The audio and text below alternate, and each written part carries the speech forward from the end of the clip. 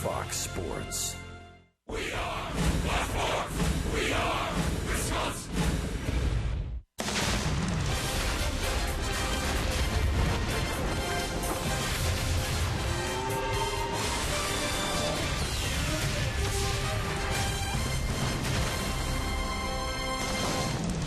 Good evening from St. Louis. Critical road trip starts tonight at Busch Stadium, the home of the Cardinals. Right now, the division leaders and a couple of strong-armed right-handers on the mound this evening. Willie Peralta for the Brew Crew, 25-year-old power right-hander with 16 wins, and 27-year-old Lance Lynn looking for win number 16 of his season. The playoff picture as it stands right now, the wild card race, most important to the Brewers first and foremost. Giants have a 2.5 game lead over the Pirates. The Pirates lead the Brewers by a 1.5 games. Pittsburgh currently leading the Boston Red Sox at home. That'll be a game we're watching all night tonight. Hi, everybody. We welcome you from Busch Stadium. The road trip starts here. Alongside Bill Schroeder, I'm Brian Anderson. Telly Hughes, our reporter. We'll hear from him in just a moment. All right, Rock, big series here, big road trip. The Brewers know they have to take care of business. They're 5 back of the St. Louis Cardinals, and they're going to put Willie Peralta on the mound tonight. Big start for him. Yeah, his last time out against the Marlins at home at Miller Park, his first win since the middle part of August. And the one thing you really pinpoint with Willie's start against those Marlins was his slider. He had his slider back. There was a stretch where he wasn't able to throw that pitch for a strike, throwing the fastball, and they were hitting him. 2 consecutive starts for Willie now.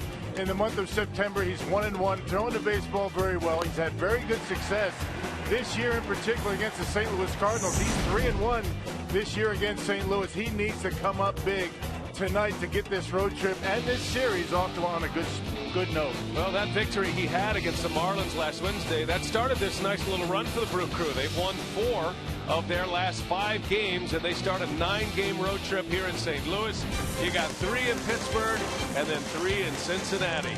Telly Hughes standing by. He'll talk to some of the Brewer players from the dugout as we continue marching towards first pitch from St. Louis.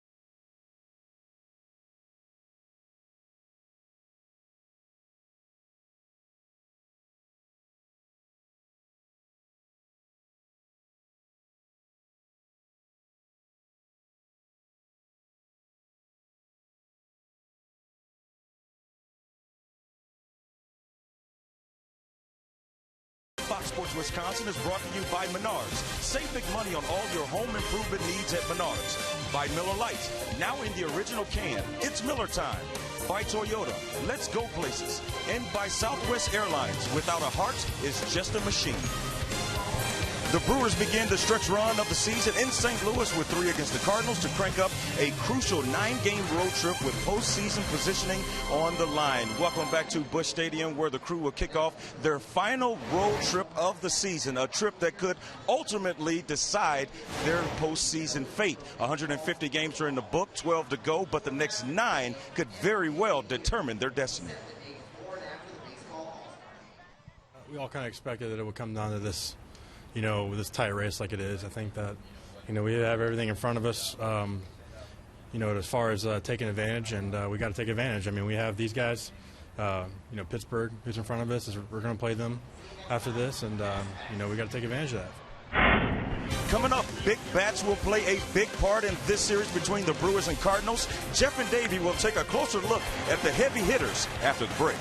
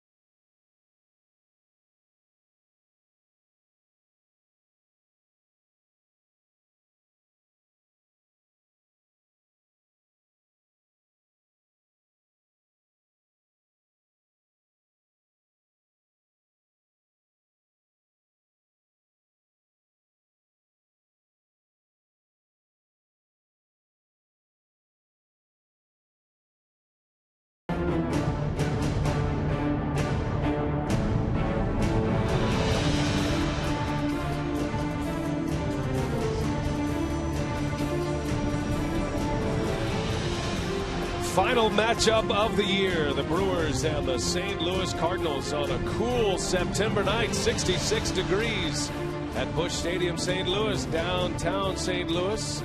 Clear skies up above. Turned out to be a beautiful night for baseball. Has that touch of fall in the air. Let's check the lineup. Ron Renicky turned this one in.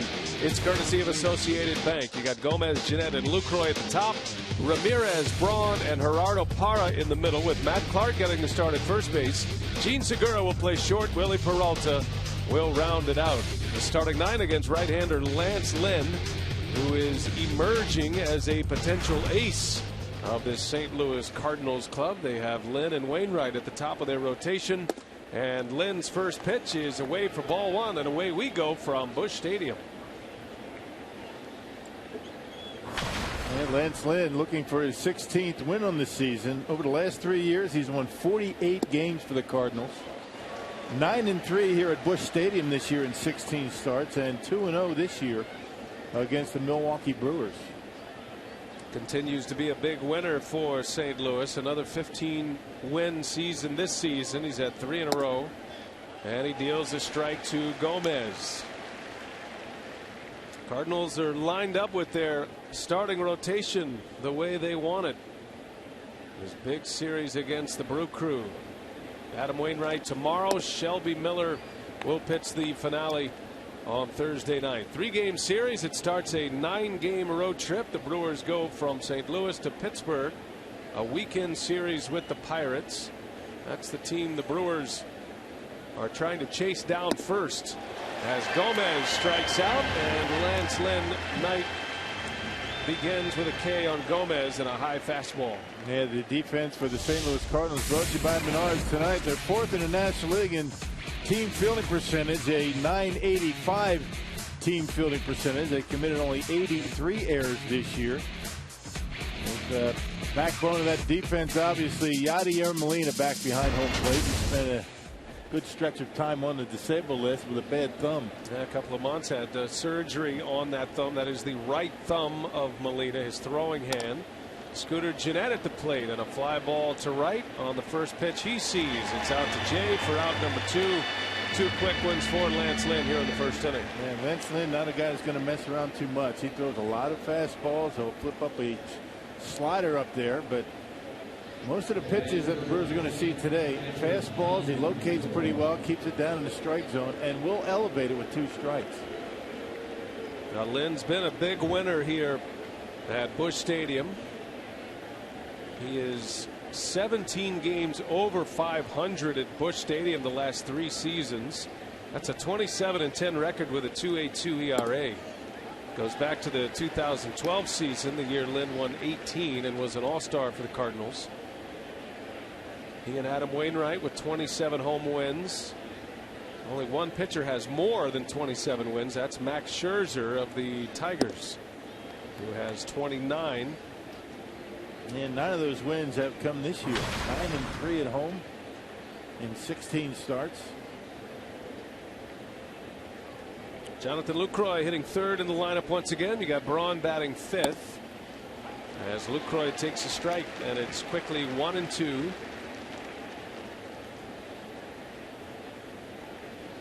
Cardinals coming off a series sweep of the Colorado Rockies. They had dropped 3 out of 4 in the final 3 games in a series against Cincinnati, and the Brewers are the middle leg of their 3-team homestand.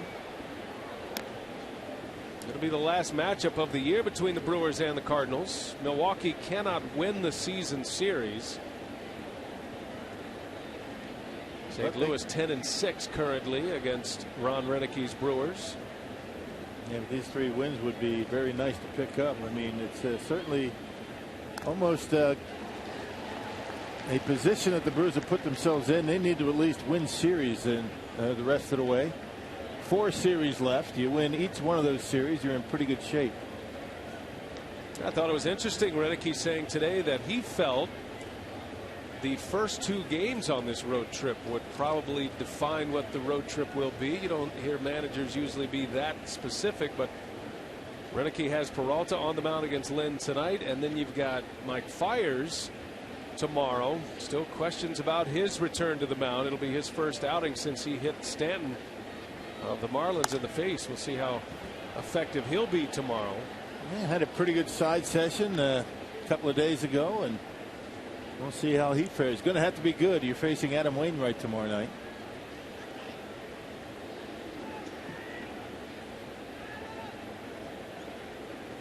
Now the Brewers will have Peralta, Fires, and Loesch matching up against Lynn, Wainwright, and Shelby Miller. We'll see Gallardo and Garza once again in that Pittsburgh series. Lucroy takes one down and away. Jonathan going after a major league record here tonight. He is a double away from setting a major league record for doubles by a catcher in a season. He is currently tied for the National League record with Yadier Molina. Molina did it last year. And Lucroy to the right side. That's going to sneak through for a base hit. Gets past a diving Wong. And a base hit with 2 outs for Lucroy. Yeah, the approach for Lucroy has been very good. It started on the homestand after a kind of a rough road trip for Jonathan. Fastball middle in, just pulls the hands in and shoots it into right field. Wong making a good effort. Ball came up on him a little bit. You can see the spray chart about as good as it gets for Jonathan Lucroy this year. So that'll get Ramirez a swing here in the first inning. A .296 average coming in. Ramirez has hit 15 home runs, has 65 driven in. Aramis has very good numbers against the Cardinals this season. Ramirez is hitting .365 against St. Louis. And among active players, no one even close to the amount of hits that Ramirez has against the Cardinals. He has spent his entire career in the Central Division. That one in the left field. Holiday on the run. He's got it for the out. And that will retire the side. Lance Lynn puts up a 0. Now Willie Peralta on the mound.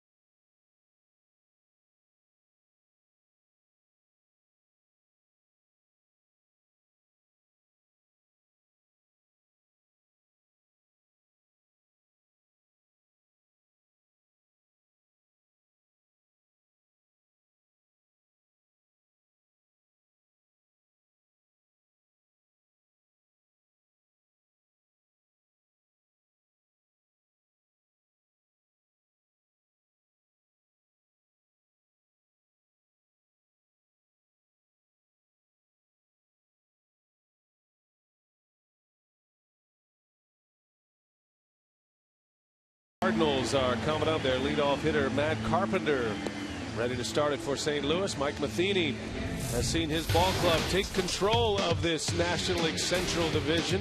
Carpenter, the leadoff man. You got a couple of lefties at the top of the order in Carpenter and Jay. Matt Holliday's hit 5 home runs against the Brewers this year. Then Matt Adams. Johnny Peralta is having a huge year at the shortstop position for St. Louis. Molina's back. Colton Wong, Peter Borges, and Lance Lynn round out Matheny's 9. And the Associated Bank lineup for the Cardinals that will face Willie Peralta. Yeah, Willie picked up win number 16 his last time out against the Marlins at Miller Park. Very good outing for him. 1 run, 6 2/3 innings. Matter of fact, back-to-back starts. Very good. His first start in the month of September came against St. Louis. It was a 3-2 loss where he threw the baseball very well, making start number 9 against St. Louis in his career, and he is 4-4, but 3-1 this year.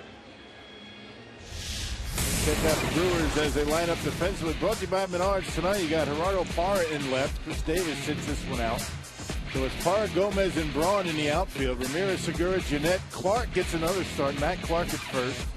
3 consecutive games with home runs from Matt Clark, and Jonathan Lucroy behind home plate. Peralta ready to go, facing Matt Carpenter to start it here tonight. And the first pitch is in there for a strike. Carpenter, the National League hits leader last year, a .272 hitter this season, playing third base every day this year. They cleared the way for him by trading David Freese, and he's responded well. Pesky leadoff hitter. He sees a lot of pitches.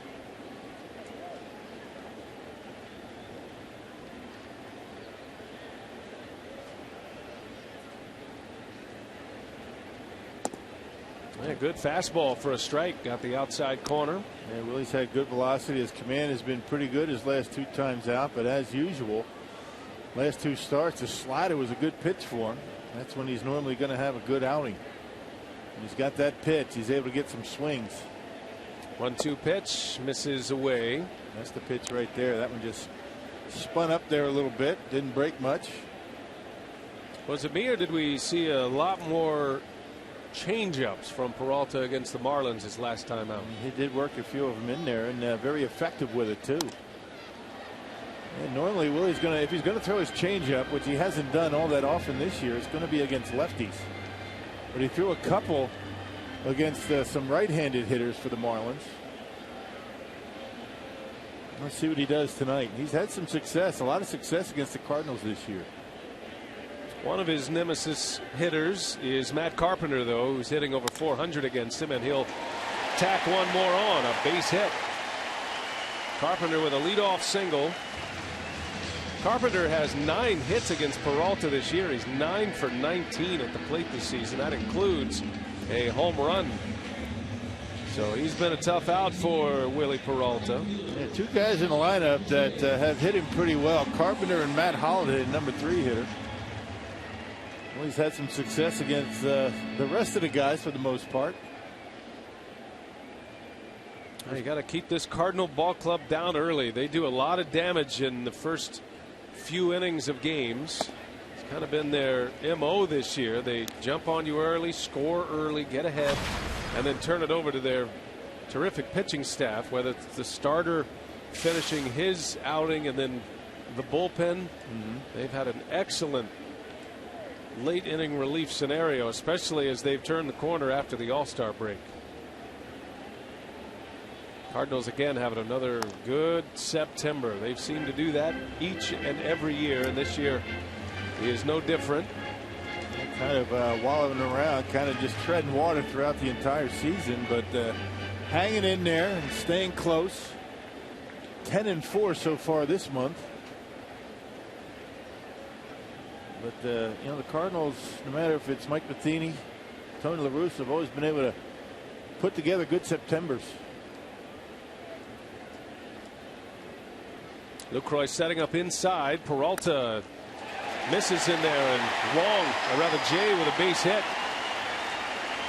So back-to-back singles to right, and the Cardinals coming out early here. 2 on, 2 singles for the big boppers in this lineup. There's an 0-2 pitch. Looked like a changeup that was down. He threw 2 changeups to Jay in that at bat. And this one, Jay able to hook into right field. And make a mistake on an 0-2 count. Last time Willie faced the Cardinals, he gave up a couple of runs in the first inning. Ended up going 6 innings with 3 runs. A quality start for Peralta, but he took a loss that day. The Brewers lost 3-2. That was back on the 4th of September. And the Cardinals came out swinging the bats early in that game, and this has that kind of feel. 2 on, nobody out. Here's Matt Holliday.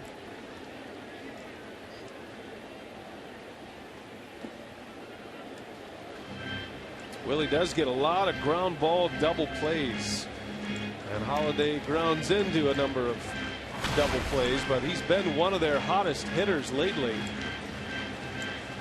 A dangerous bat at the plate this time of year.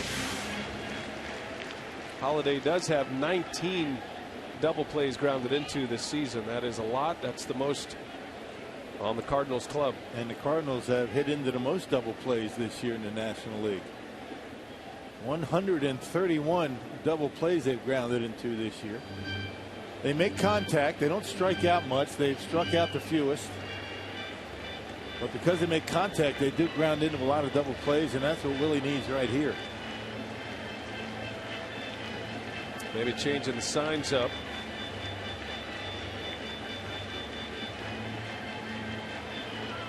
Carpenter and Jay with back-to-back singles to right, the 2 lefties aboard. And some early stress pitches for Willie Peralta as Holliday gets tied up. That one come pouring in on him at 96 miles an hour. Yeah, Holliday's been one of the best in spots like this. 4th in the league with runners in scoring position. He's hitting .351. He has 86 runs batted in. He's done a lot of damage in the second half of the season. Into right field, shallow. Braun's got a long way to go, can't get there. Carpenter had to hold up.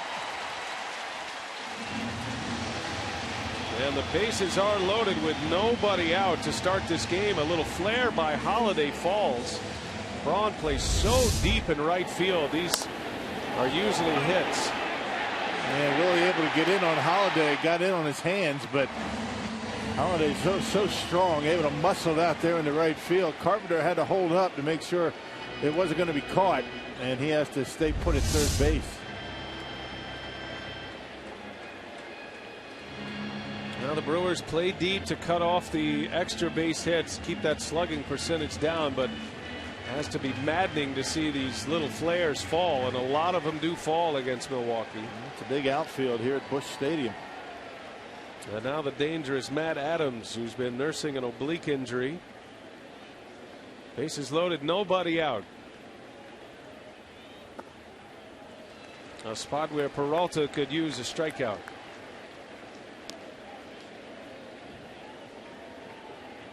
Peralta's had a good book on Adams this season.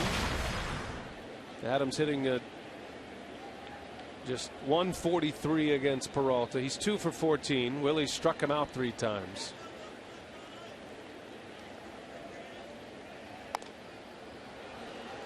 I've been impressed with Matt Adams that he's been able to play through an oblique injury. Normally those are automatic. 3 weeks to a month on the disabled list, but he's been able to fight through it. He had a couple of days off in Milwaukee. Yeah.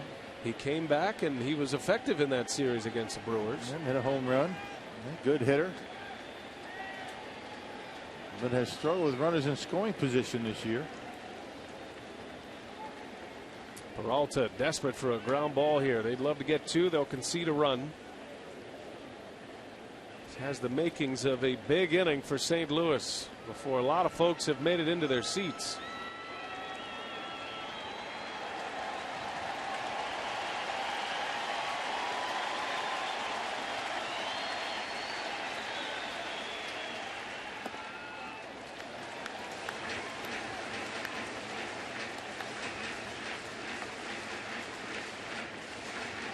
Willie's done a nice job against Adams because he's been able to throw that 2-seam power sinker away from Adams, but keep it down in the strike zone. Got to throw a strike right here. And Adams fouls it away. 2 balls, 2 strikes on the big slugger. Yeah, tough pitch at that velocity right there for Willie Peralta. This is where, when he has his good slider, he's able to back foot it right here, but he's having a difficult time commanding it so far in this first inning.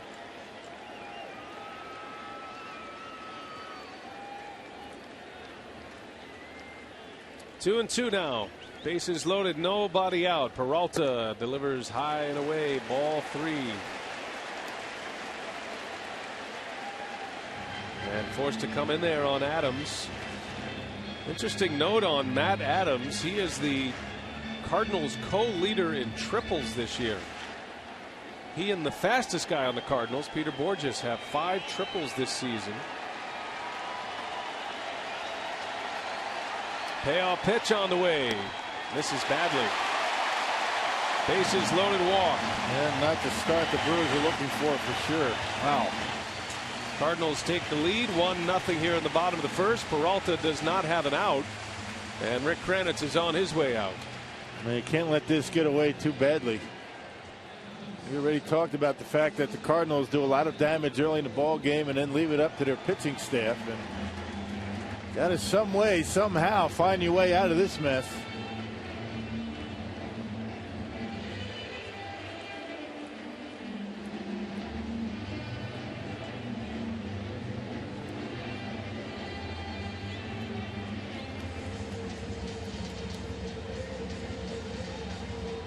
Peralta putting himself in a tough spot early.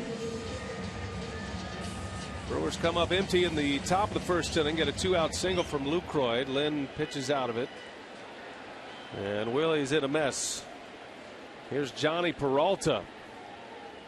What a year he's had this year, and he's done a lot of damage against Milwaukee.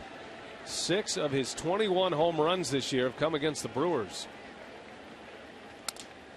Ground ball to short. Segura to Jeanette, and a double play. The Brewers will take that. I take that. Exchange a run for 2 outs any day. Second run comes in to score, but the Brewers get 2 outs out of that. And now Peralta has a little light at the end of the tunnel. And now he's got to make sure that that's it. And 2 runs. You have to be able to keep Holiday at third base, keep him from scoring. No RBI for Peralta. 6-4-3 double play. Runner at third with 2 gone for Yadier Molina.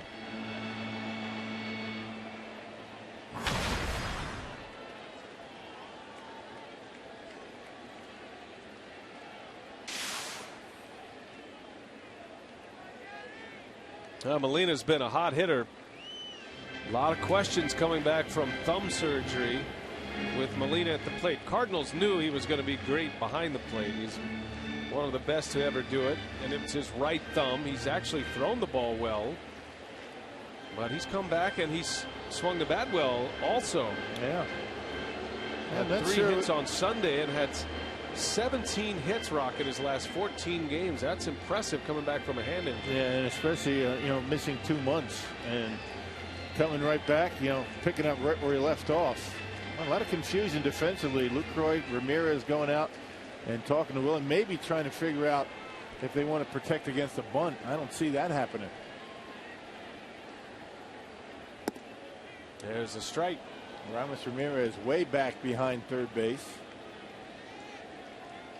Now and again, Molina will drop down a bunt. He doesn't run all that hard. He doesn't run that fast, I should say. Hey, Peralta pulls one down on a hop and makes the play to get out of the inning. Well, all things considered, Peralta very fortunate to allow just 2 runs there. Cardinals have the early lead.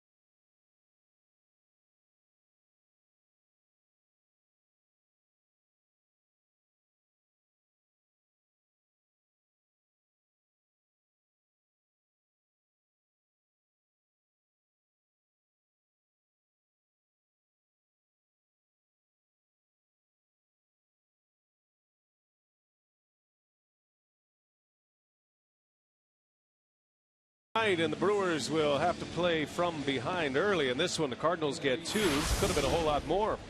Check out our Chase rundown of the playoffs. Our playoff update in the National League. Here's what it looks like with the Nationals, the Dodgers, and the Cardinals trying to secure division titles. The Nationals can do it tonight.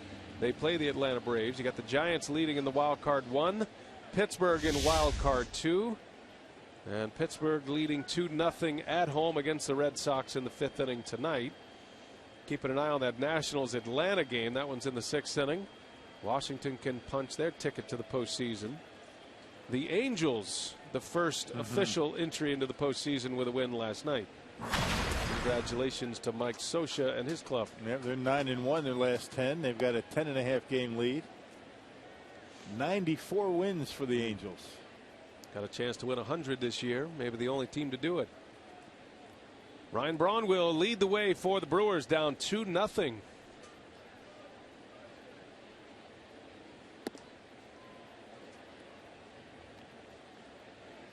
Cardinals had the bases loaded. Had a run in. Willie Peralta got 3 outs on the last 3 pitches to get out of that inning. So yes, it is a 2-spot, but could have been a whole lot worse. They made a nice defensive play to end the inning. I think they go upfield his position and get the 3rd out.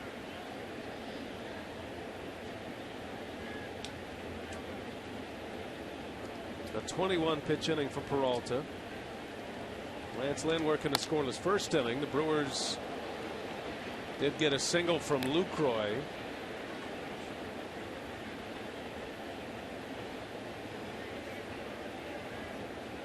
Now Braun hoping for a big road trip here. Ryan has struggled on the road this season. As a matter of fact, the last 2 seasons, the road has not been kind to Braun. He does have good success against Lance Lynn in his career. Braun is hitting a career low .253 on the road this year. Does have 11 homers, more home runs, fewer RBIs on the road. Which is a surprise. Miller Park, a very good home run hitting ballpark. And just one of those things. Ryan has been battling with some injuries this year. And there's a bouncing ball through for a base hit. So Braun's success against Lynn continues, and a man on to start this 2nd inning for Milwaukee. Yeah, got to pitch up in the strike zone. Ryan's been pulling the ball a little bit more. He started that in the end of the last homestand. Gets one up out over the plate and able to find the hole into left field. So a good start to the 2nd inning.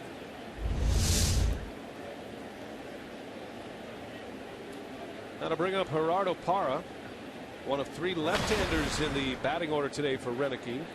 Chris Davis continues to sit. Parra gets spot in the lineup. Yeah, Brewers are hoping to continue the success that they had on Sunday at Miller Park with a 9-run outburst. Been a while since the Brewers have put up a 9-spot. They would beat the Cincinnati Reds 9-2 on Sunday. Parra did not start that game, but came in as a pinch hitter, stayed in the game to play left field, was 1 for 2. Brewers have not scored that many runs since the first game of that series in San Diego. Parra skies one to Borges for the 1st out of the inning.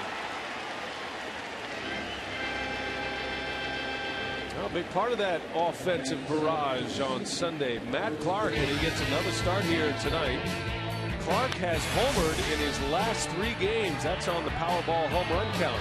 That was his first career home run in the big leagues. This was number 2, an opposite field bomb the next night. And then his next start, Matt Clark sends one deep into the 2nd level at Miller Park.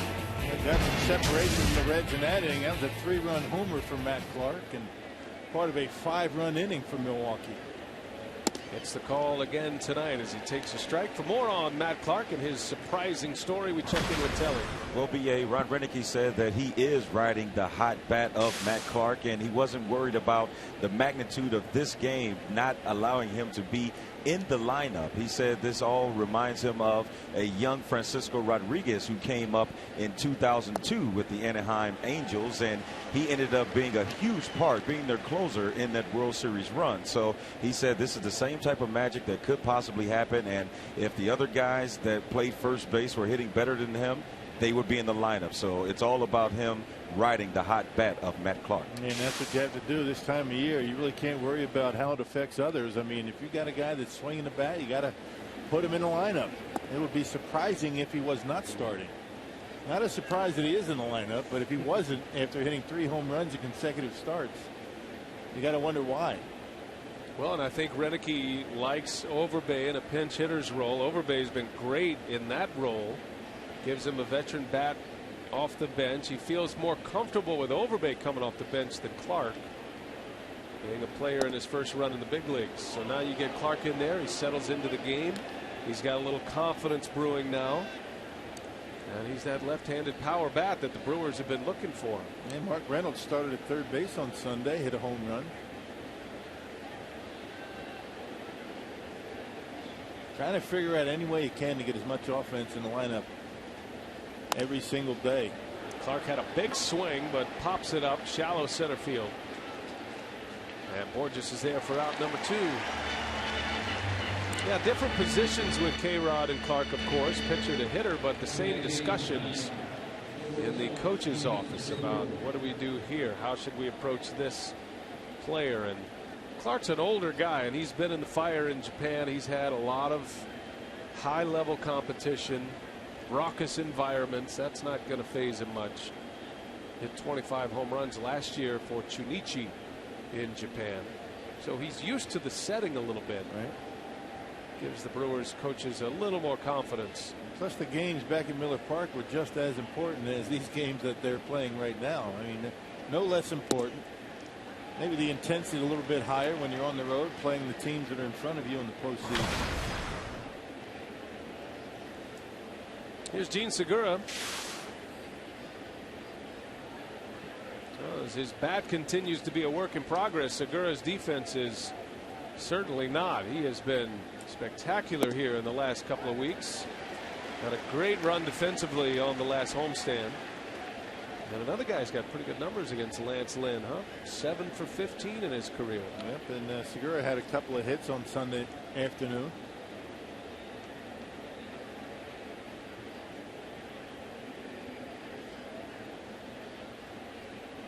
Two outs, runner at first, and the 0-2 is fouled away.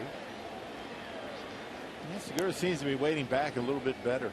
I mean, shooting the ball up the middle, end of the opposite field, trying to pull everything early in the year. I think pressing, that's what happens when you try too hard. You get off to a tough start. Try and jump out at that baseball and just makes matters worse. Staying back much better lately.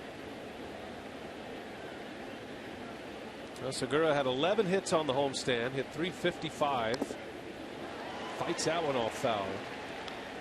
And another number to throw out there in his last 9 games. You're trying to get a gauge on how he's swinging the bat lately. His last 9 games, he's hitting .407. He is 11 for 27 at the plate.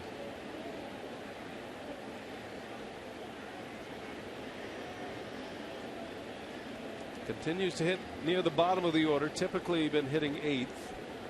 An important spot, trying to at least get the pitcher to the plate in this inning. And Segura shoots one to right. He'll do just that. Braun thinking about third, and he's on his way, and Jay makes the throw. It's cut off. Ryan Braun taking advantage of John Jay.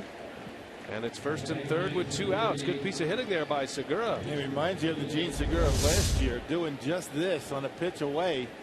Staying on top. The only way you can do that is by staying back, trusting your hands, and shoots it into right field. And Ryan Braun, being aggressive on the bases, gets into third base. Well, challenging John Jay. Braun knows how big this outfield is in right field. Jay playing fairly deep, so 2 outs, first and third. Here is Peralta.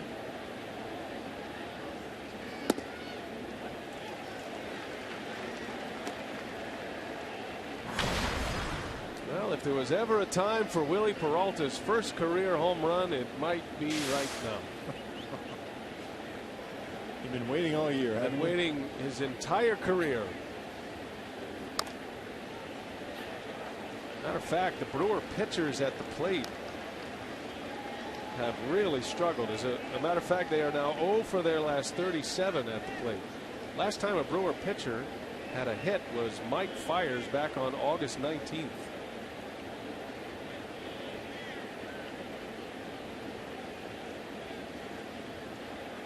Oh, and 2 to Willie. And down he goes. So 0 for 38, but they're off the spot cleared. Brewers get a couple of hits off Lynn. We head to the bottom of the second inning.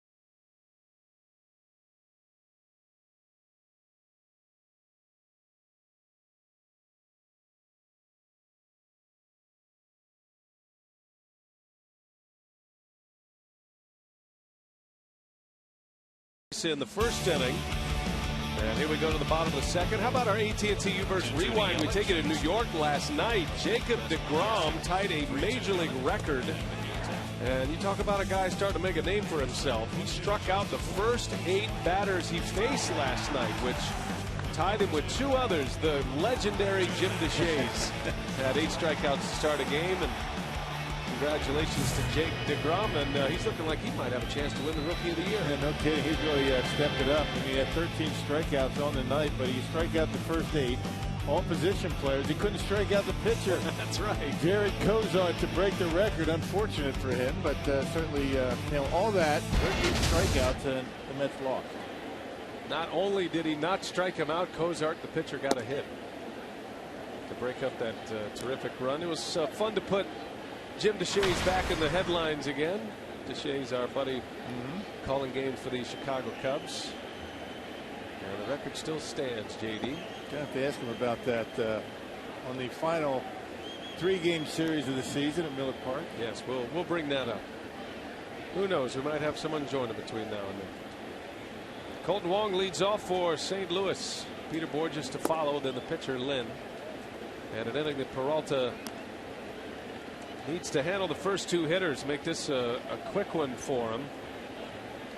21 pitch first inning. That's not out of the question, but high stress pitches there with the Cardinals threatening early. This is popped up behind the plate and in the seats. The Cardinals put some pretty good swings on Willie in that first inning. Made some decent pitches. The pitch that John Jay hit was down and away. He hooked it into right. He jammed Holiday. He got a base hit. And you make contact, you put the ball in play, you give yourself a chance. That's what the Cardinals do. Well, they don't hit many homers. They're last in the National League in home runs, which is a bit surprising. They've hit just 99 team home runs this year. Johnny Peralta leads away with 21. Matt Adams has 15. And there's a little flare that's going to fall for a base hit. Just what you're talking about there, partner. Yeah, I mean, they just they shorten up, they put the bat on the ball and take their chances. That's happened a couple of times already in this game. Not a bad pitch off the outside corner, and Wong just serves it over the head of Gene Segura. Didn't try and pull it, and got a base hit. 4 hits already for St. Louis. Peralta, normally a guy gets a lot of swings and misses. He doesn't rack up huge strikeouts, but he does get a lot of whiffs, putting hitters in some tough counts. He gets his strikeouts when he has his slider working for him. Not necessarily the slider for the strikeout, but you get that pitch in the hitter's mind, it makes that fastball much more effective. Peter Borges at the plate, takes strike 1. And so far tonight, he's struggling with that slider. Last 2 starts has been pretty good.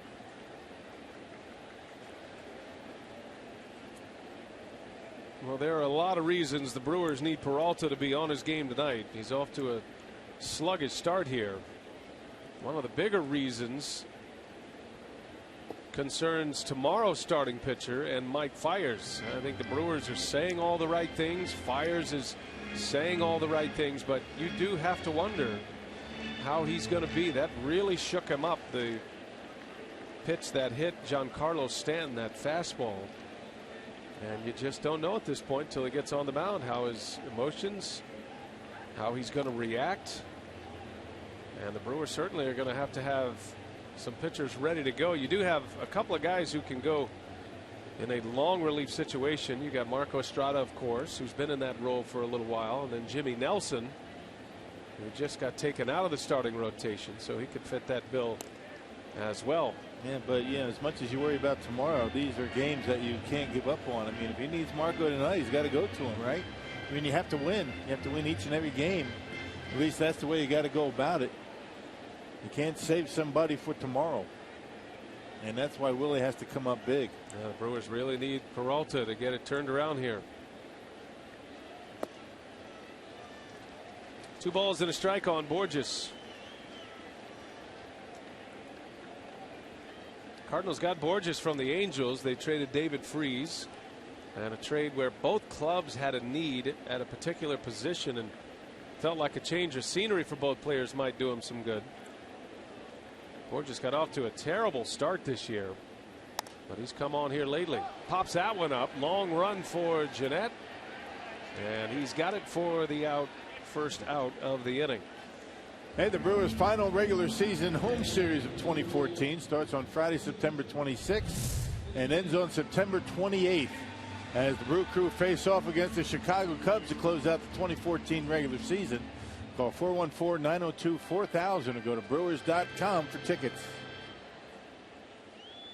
Well, that's hard to hear. Close out the regular season. Right. It is upon us. Lance Lynn at the plate. Brewers are expecting him to bunt, and he squares and bunts foul.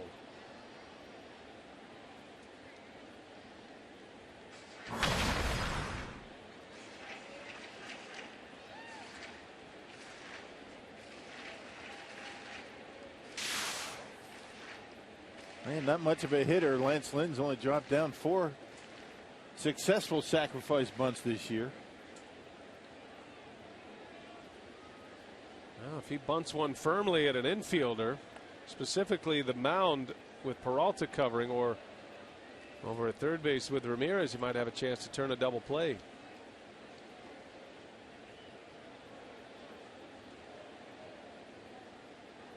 Ramirez in on the grass, very close. And Len squares early again, takes a ball in the dirt. Thursday's starting pitcher Shelby Miller has dropped down 12 sacrifice bunts. That's tied for the league lead. Cardinals are very fundamentally sound, even their pitchers at the plate, typically. 1 ball, 1 strike. Another early square. Lynn pushes it to the right side, and Clark will let it roll foul. And now it's 1-2 on Lance Lynn. A little surprised that Wong's not trying to steal. He can run. He can steal a base for you. He's got 20. He's only been caught 3 times.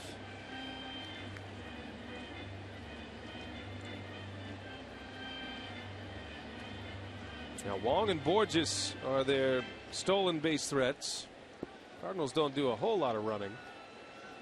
Situational running. Let's see if Lynn's up there to bunt again. He's got 2 strikes now. Again, he squares early. Wong stays put, and Lynn bunts it foul, and that'll be a strikeout for Peralta. So Willie's first K comes on a failed bunt attempt by the pitcher Lance Lynn. 2 outs in the inning. Tough to bunt that power 2-seam fastball. You might see Wong take off here with Matt Carpenter walking to home plate.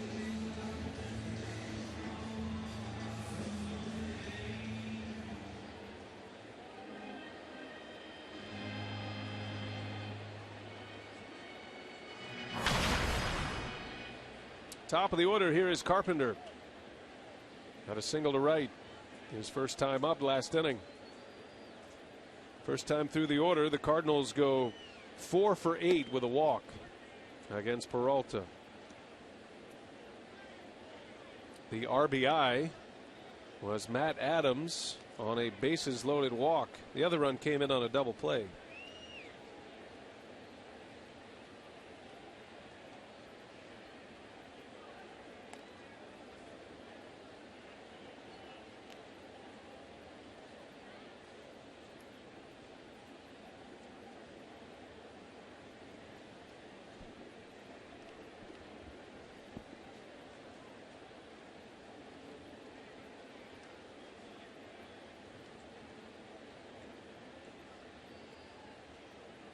There goes Wong. Carpenter takes, throw to second. One hops in time. Segura picked the short hop. Lucroy cuts down Wong, and the inning is over. Wong caught stealing, and we head to the third. 2-0 St. Louis.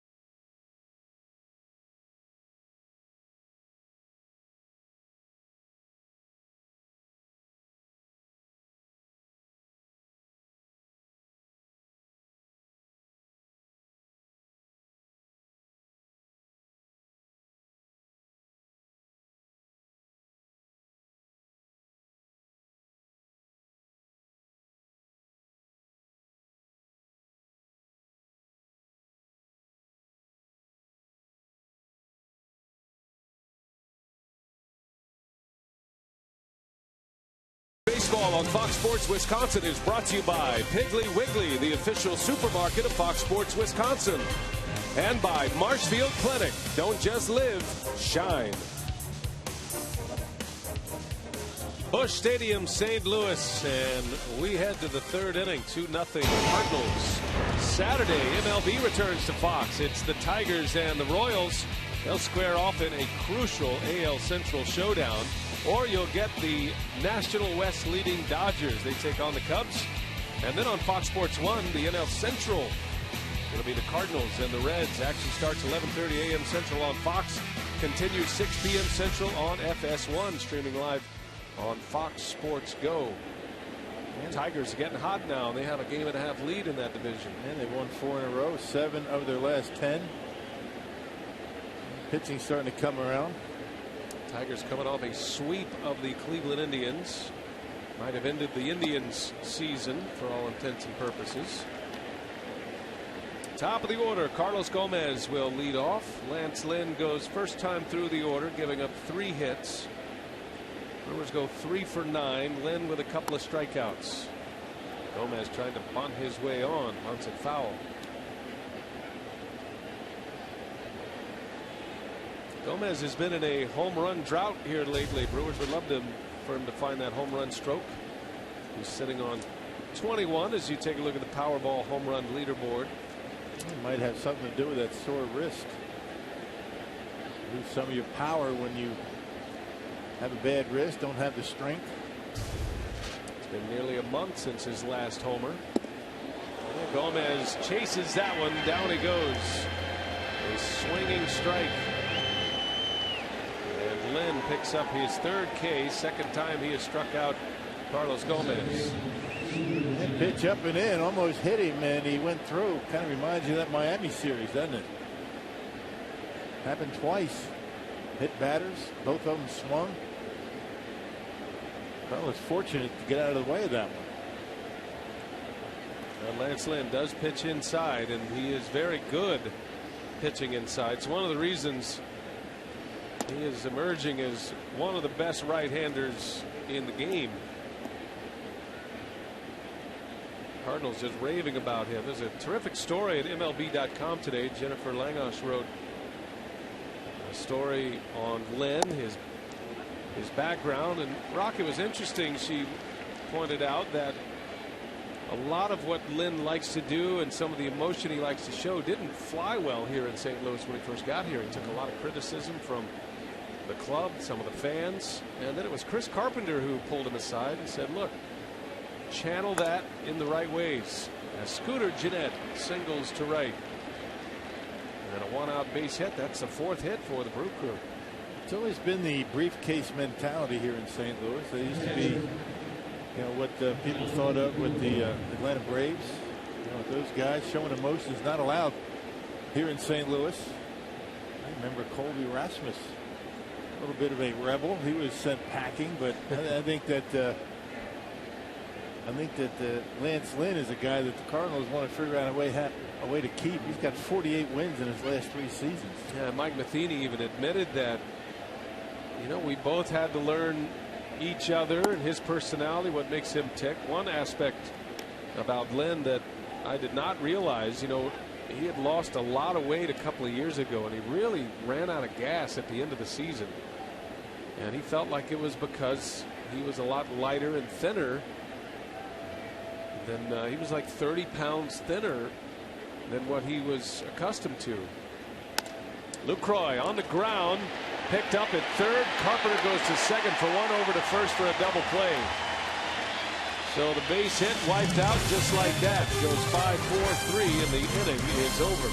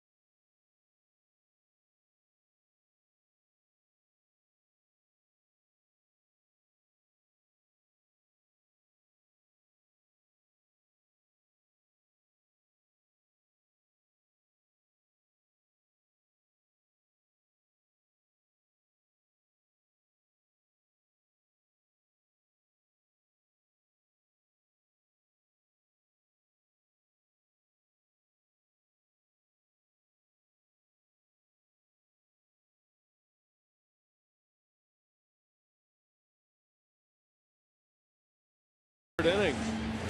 Top of the order coming up against Willie Peralta. Our Carsoup.com trivia question tonight: who holds the Brewers record for most wins in a season by a right-handed pitcher? A couple of right-handers right there, Kyle Loesch and Giovanni Gallardo. Yeah, Peralta is sitting on 16 wins.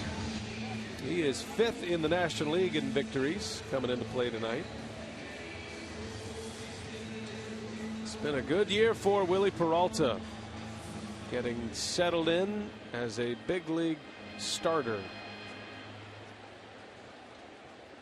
Has been able to eat up a lot of innings for Ron Renneke, coming in 177 and 2/3 innings. It's been an innings eater for the most part for the Brew Crew. Well, he still has some work to do if he's going to emerge as an elite pitcher in the major leagues. He has the ability, though. I think that's what the Brewers are so intrigued about Peralta. He's only 25. And as you mentioned, Rock, it all has to do with that third pitch.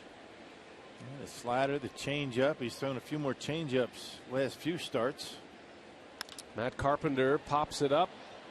Left side, Pereira, not a whole lot of room there, but he's there to make the play with a fan reaching out on him.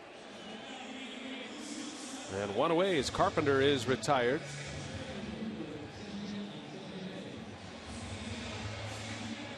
Parra trying to point out the fan that grabbed him. I think he touched him on the elbow. Maybe Parra saying, "You okay?" I'll tell you, I like Gerardo Parra. He's been a nice addition. What a good guy. He's a gamer, too. He's a grinder. There you go. Trying to fan trying to help out his team. Can't do that. That is illegal.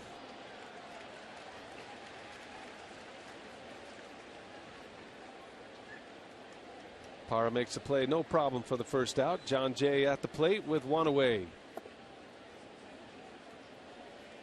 Now, those days when Peralta has the changeup going, the third pitch, obviously when his slider's good, he can get by with a fastball and a slider. But right, when you add the changeup to it, those are the days when he just dominates.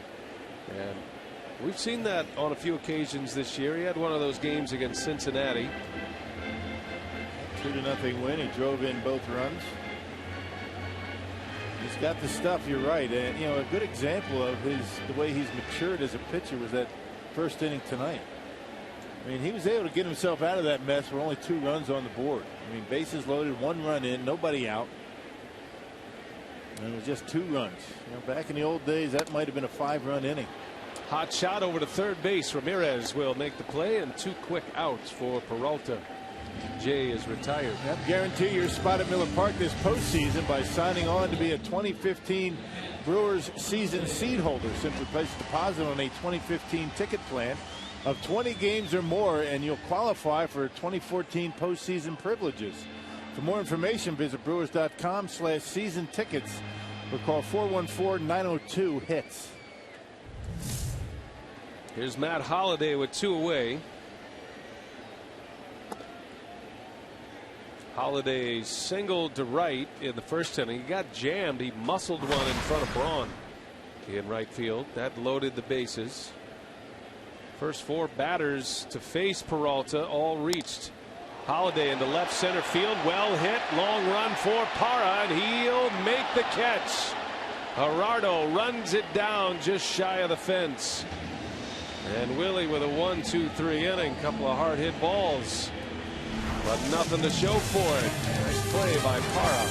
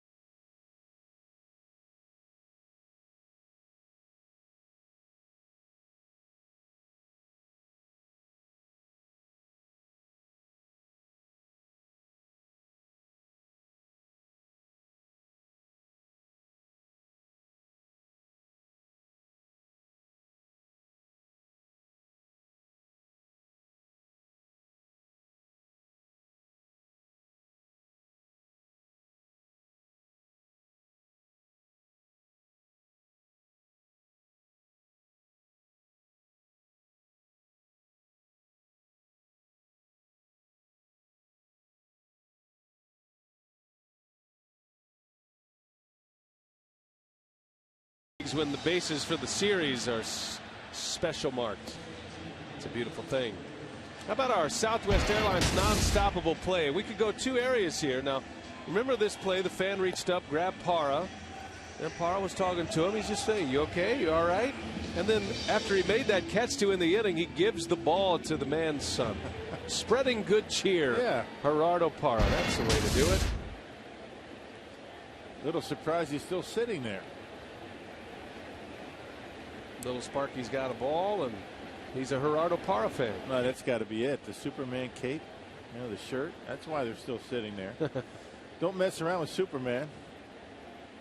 Yeah, had Parra drop that fly ball, that pop up in foul territory, the fan would have been ejected. Would have been out anyway. He would have been called out on fan interference. So it all works out, and the kid gets a ball, and you know that's what the Brewers do. They spread good cheer everywhere they go, right? Even here in Busch Stadium. Niger Morgan on line 3. Aramis Ramirez rolls to short, and Peralta takes care of him for out number 1. In my imagination, when you walk around this ballpark, you get kind of evil looks, like we're the opponent. You know, what are you doing here? Do you actually think you're going to beat our team? I get that sense. I do get that sense, and you know, you hear things. Not everybody, but you know, it's one of the just a certain aura that you have when you come in here. Everywhere except for the visiting TV booth. Great folks here.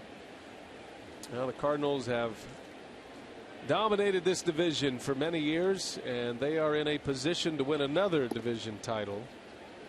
They won it last season, forced the Pirates and the Reds into the wild card last year.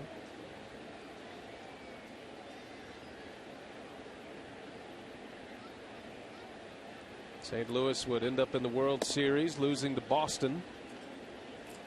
Matheny managing that club into the World Series. He's been to the postseason twice in his first 2 years, poised to go for a third time, although Matheny not willing to get into that conversation. He knows how fast it can go. This has been a very consistent team, though. They've avoided the long losing streaks.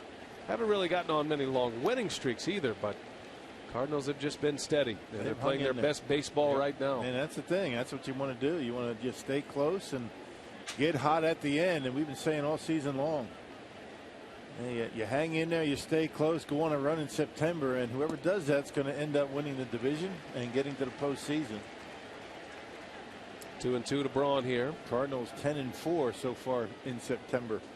You know, and I give a lot of credit to Mike Matheny, John Mozeliak, their general manager. It's not easy to replace a Hall of Fame manager in Tony La Russa, especially coming off a World Series title in 2011. But Matheny has done it very well, and you know, Rock, he's done it his way. He doesn't do it La Russa's way. He's been able to implement his own style. That Cardinal way continues here. La Russa was a big part of that, of course, just inducted into the Hall of Fame. Keeps things very close to the vest. He's not going to give you anything at all. Yeah, he chit-chat from time to time, but when it gets down to baseball strategy or something about the team, forget it. Ground ball up the middle. Peralta gloves, throws, and just in time to get Braun. And it works for Mike. It really does. It's frustrating for us, but so be it. Hey, tonight's Tavern of the Game winner, Crane Chase Tavern in Phillips, Wisconsin. If they call the Brewers in the next 24 hours, they get 40 Miller Lite beer pen tickets to a 2015 April or May Brewers home game. This offer courtesy of the Tavern League of Wisconsin and Miller Lite. 2 gone. Here is Gerardo Parra. He flew out to center field in the second inning. He loves that first pitch. Lynn knows that. Threw him an off-speed pitch. And Mike Matheny, when he was with the Brewers, putting together a nice career with Milwaukee, great catcher, and he's kind of closed mouth. He doesn't say a whole lot. Not a big talker. Good guy. And he even admits that's his personality and the way he feels most comfortable operating. Now remember, Matheny was doing television for the Cardinals as well, aside from his front office duties. So he's seen the other side. He always says, I have a lot of respect for what you guys do. I saw a side that I didn't realize was there, but that respect, I still have to do my job as a manager. And now he's very friendly. He'll talk to you, but you start getting into the Cardinals situation and what's going on with the team, and he's very close to the vest. Gives the old Heisman. Yeah, the old Heisman's up, and that's the way he does it, and that's okay. But you're right. Everybody has a job to do. You can't, you can't try not to ask those questions, but you don't get anything. Let's put it that way. Well, you know who he reminds me of a lot is Greg Popovich of the Spurs. And one thing I always noticed covering Popovich for as many years as I did, and I was there for the first 3 NBA championships, when things were going well, Popovich closed up. He didn't give you much. When things were going poorly, that's when he was great to deal with. As Parra sends one deep to right. That is back there. Jay looking up, and she's gone. Gerardo Parra with a home run. His 9th of the year, and the Brewers put one on the board here with 2 outs as Parra goes deep. Yep, got themselves right back into it. You know, Lance Lynn does not give up many home runs. That's only the 9th he's allowed this year, and now 31 starts. And Parra got a fastball. You're going to get a lot of fastballs from Lance Lynn, and Parra able to get that one enough. He got under it, but able to drop it out of there in right field. Second row. So the Brewers on the board. That's Parra's 3rd home run as a Brewer, 9th overall. 2-1 Cardinals. 2 outs. Here is Matt Clark.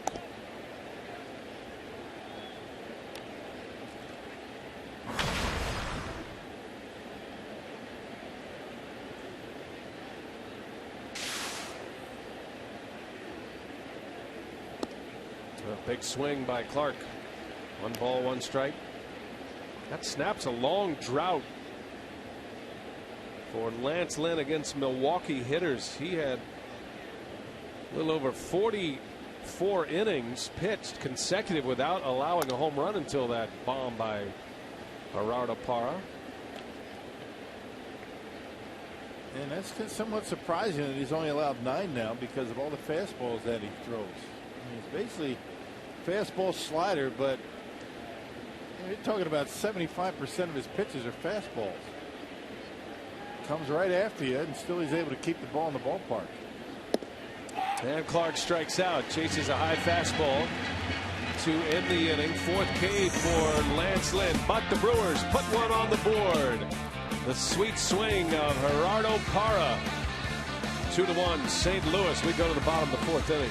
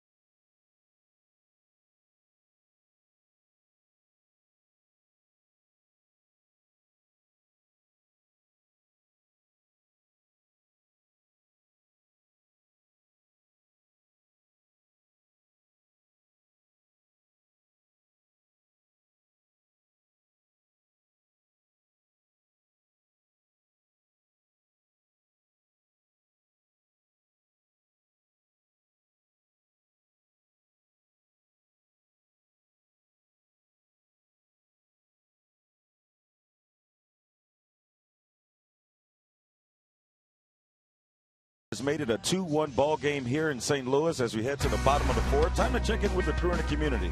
Partner with the Brewers Wives in support of the Sojourner Family Peace Center by purchasing an exclusive Brewers Wives t-shirt made for that special lady in your life. Shirts are available for purchase in the team store by Majestic. As you see, Willie Peralta getting set for his fourth inning of work. Peralta's last time out, he picked up his 16th win of the season, but you can go back to that previous start before that win against these same Cardinals. Ron Renicky said he saw a look in Willie Peralta's face that let him know that the stage is not bigger than what Willie Peralta can bring to it, and he felt like he just really improved on his pitching that last outing, and he's looking for him to do so this time.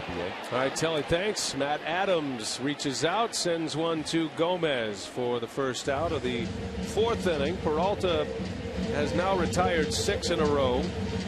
And really, Rock, it's just the first innings, especially against the Cardinals, that have hurt him a little bit. That's what happened to him on September 4th. He bounced back, pitched a good ball game that day.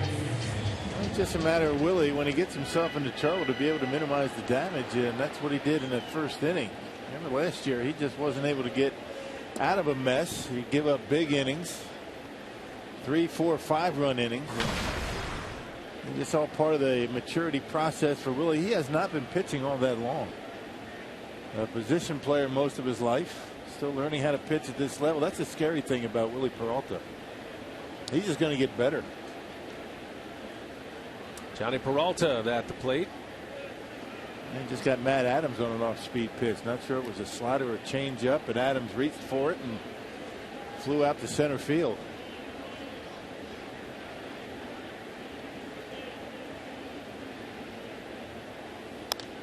Peralta a little bit late, pop up. Matt Clark easing into foul territory will make the catch for out number 2. If the Brewers do go on to win this game, you can look at that Peralta at bat in the first inning as a turning point. Bases loaded, run in, nobody out. And on the first pitch, Johnny Peralta bounced into a double play off Willie Peralta. Even though a run came in to score, the Cardinals have just one hit since. And then he got Molina on a comebacker. That was a good play by Willie Peralta on that comebacker as well. He jumped in the air, snagged it, and then threw Molina out to end the inning. Big bouncing ball out to Segura. Nice easy hop and a nice easy inning for Willie Peralta. 3 up, 3 down. 8 straight retired for Peralta.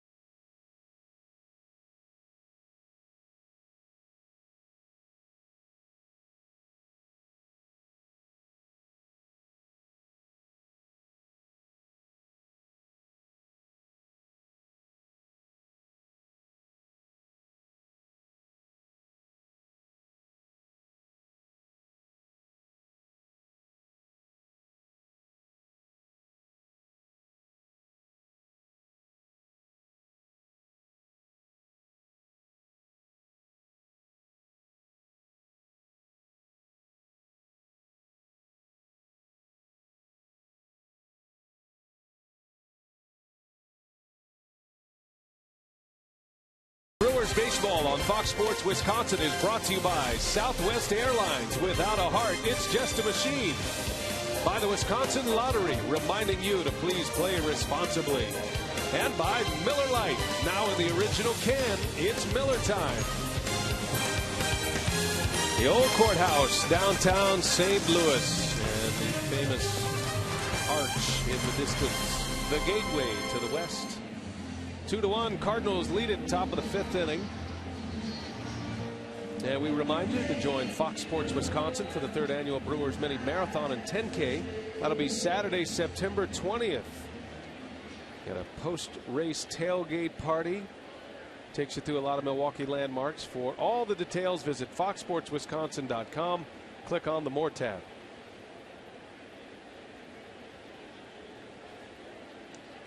Gene Segura will lead off. Brewers are at the bottom of their order. Segura, Peralta, Gomez, if anybody gets on Jeanette.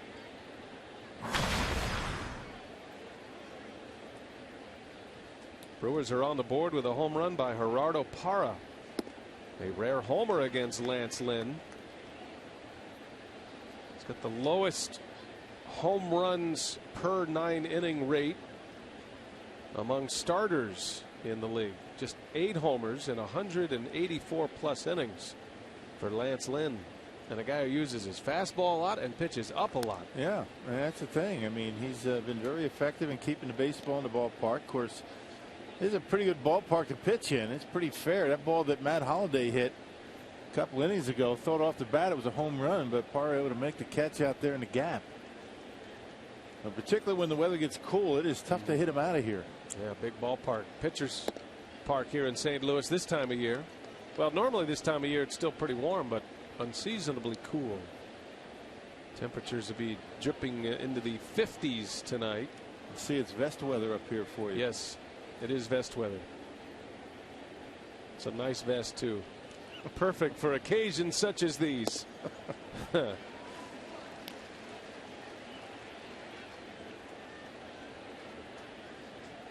Segura had a base hit in the 2nd inning that allowed the Brewers to clear the pitcher spot. That came with 2 strikes as well, a single to right. And he chases one this time. Foul territory, some room over there. Molina can't get there, jumping into the net.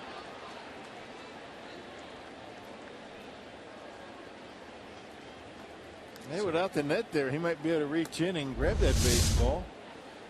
Just kept getting drifting further and further away from him, and that's what he's upset about. Why is that net here? It would have been an out. Somebody have that removed. Make sure, Rock, you check that out tomorrow. That might not be there tomorrow. I think the fans in that front row might want it. But it's Molina. You're right. 3-2. Good swing by Segura. Fouls it away. Some people have a way of making decisions like that, huh?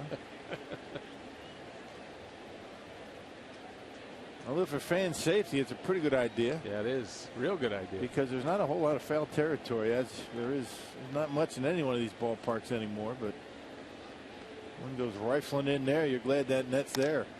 Segura into right center field. Borges on the move, and he'll run it down for the out. That's about as well as Gene can hit one to the opposite field. And Miller Park, that might be out of here. Not in his ballpark, not tonight. Boy, he looks so much better at the plate.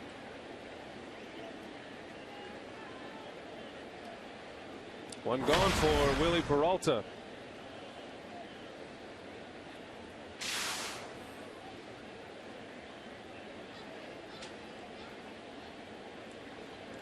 Willie struck out in the 2nd inning with a couple of runners on. A bouncing ball toward the middle, and it goes right over the bag. Peralta makes a play for the out. Johnny Peralta pretty fortunate right there. I felt like he could have easily come in front of the bag. And laid back on it. That ball might have bounced right on top of second base. It was close. Yeah, then who knows where it bounces. Right. He took a chance and it worked out for him. Not much range with Johnny Peralta. He's brought a lot offensively to the position and usually makes the routine plays. He's only committed 11 errors out there at shortstop. 147 games. So 2 outs. Here is Gomez. But as you mentioned, not a lot of range and not a lot of off balance throws because he's getting the baseballs in the hole. And guys that have range like that, like a Segura, shortstops like that, they get to certain baseballs, but then make crazy throws. End up getting an error. You don't see that much from Peralta. That's what we were talking about with Danny Echeverria, the Marlins' terrific young shortstop. He's made a lot of errors this year, but he gets to a lot more than most average shortstops. And most of them are throwing errors. You're right. Let's keep an eye on this at bat with Gomez. Remember, he struck out in the 3rd inning on a couple of high fastballs. The strikeout pitch came up and in on Gomez. Lynn has stayed away from him, coming back in there this time. And it's 3 balls and a strike. Gomez has had the stare down going the last 2 plate appearances. And if you're wondering what that's all about, Gomez has been hit by a pitch by the Cardinal pitchers 6 times this year. That's the highest total for one player against one team this season.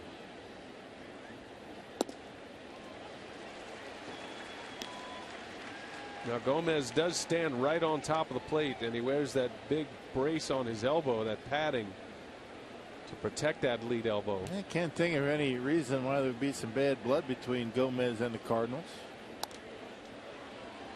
But again, I think a lot of these Cardinal pitchers, they pitch inside. I mean, Lynn, he's hit a bunch of hitters this year. Lance Lynn has hit 7 batters. Shelby Miller, Thursday's starter, has hit 11. So they pitch inside. Wainwright tomorrow, 7 hit batters. So they pitch inside. And when you're standing on top of home plate, you're going to get hit once in a while. Well, Gomez just misses a couple of middle fastballs. And the count remains at 3 balls and 2 strikes. Carlos is still dealing with a wrist injury. Remember, he missed a week. So his offense is going to be in question here. He's had his moments, but he will not be 100% the rest of the season. There's a good take. Ball 4. Lynn wanted the strike call. Gomez will draw the walk. And a base runner with 2 outs and a base stealer on with 2 outs for Scooter Gennett. Yeah, you would figure that Gomez might try and swipe one here.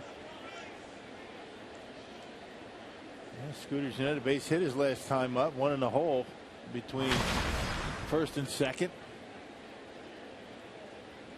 Got one of the great throwing catchers in the game in Molina. Gomez with those 31 steals to go along with 21 home runs. He's the only player in the big leagues with those combo numbers, 20-30.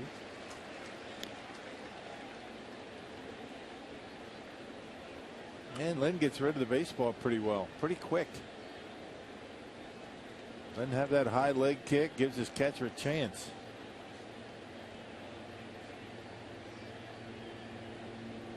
Scooter Gennett singled his last time up. And a check on Gomez, close. Wow, Carlos just got back.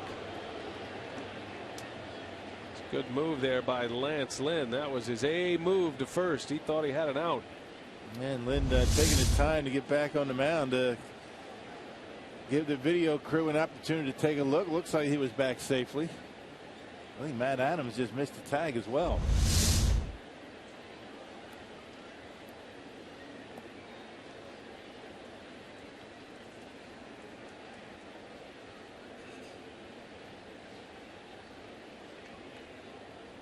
Replays indicating that he was back in time. No balls to the strike on Gennett. And a bouncing ball to second base. Big hop for Wong, and the side is retired. 2-1 our score. 4.5 in the books. The Cardinals are coming up.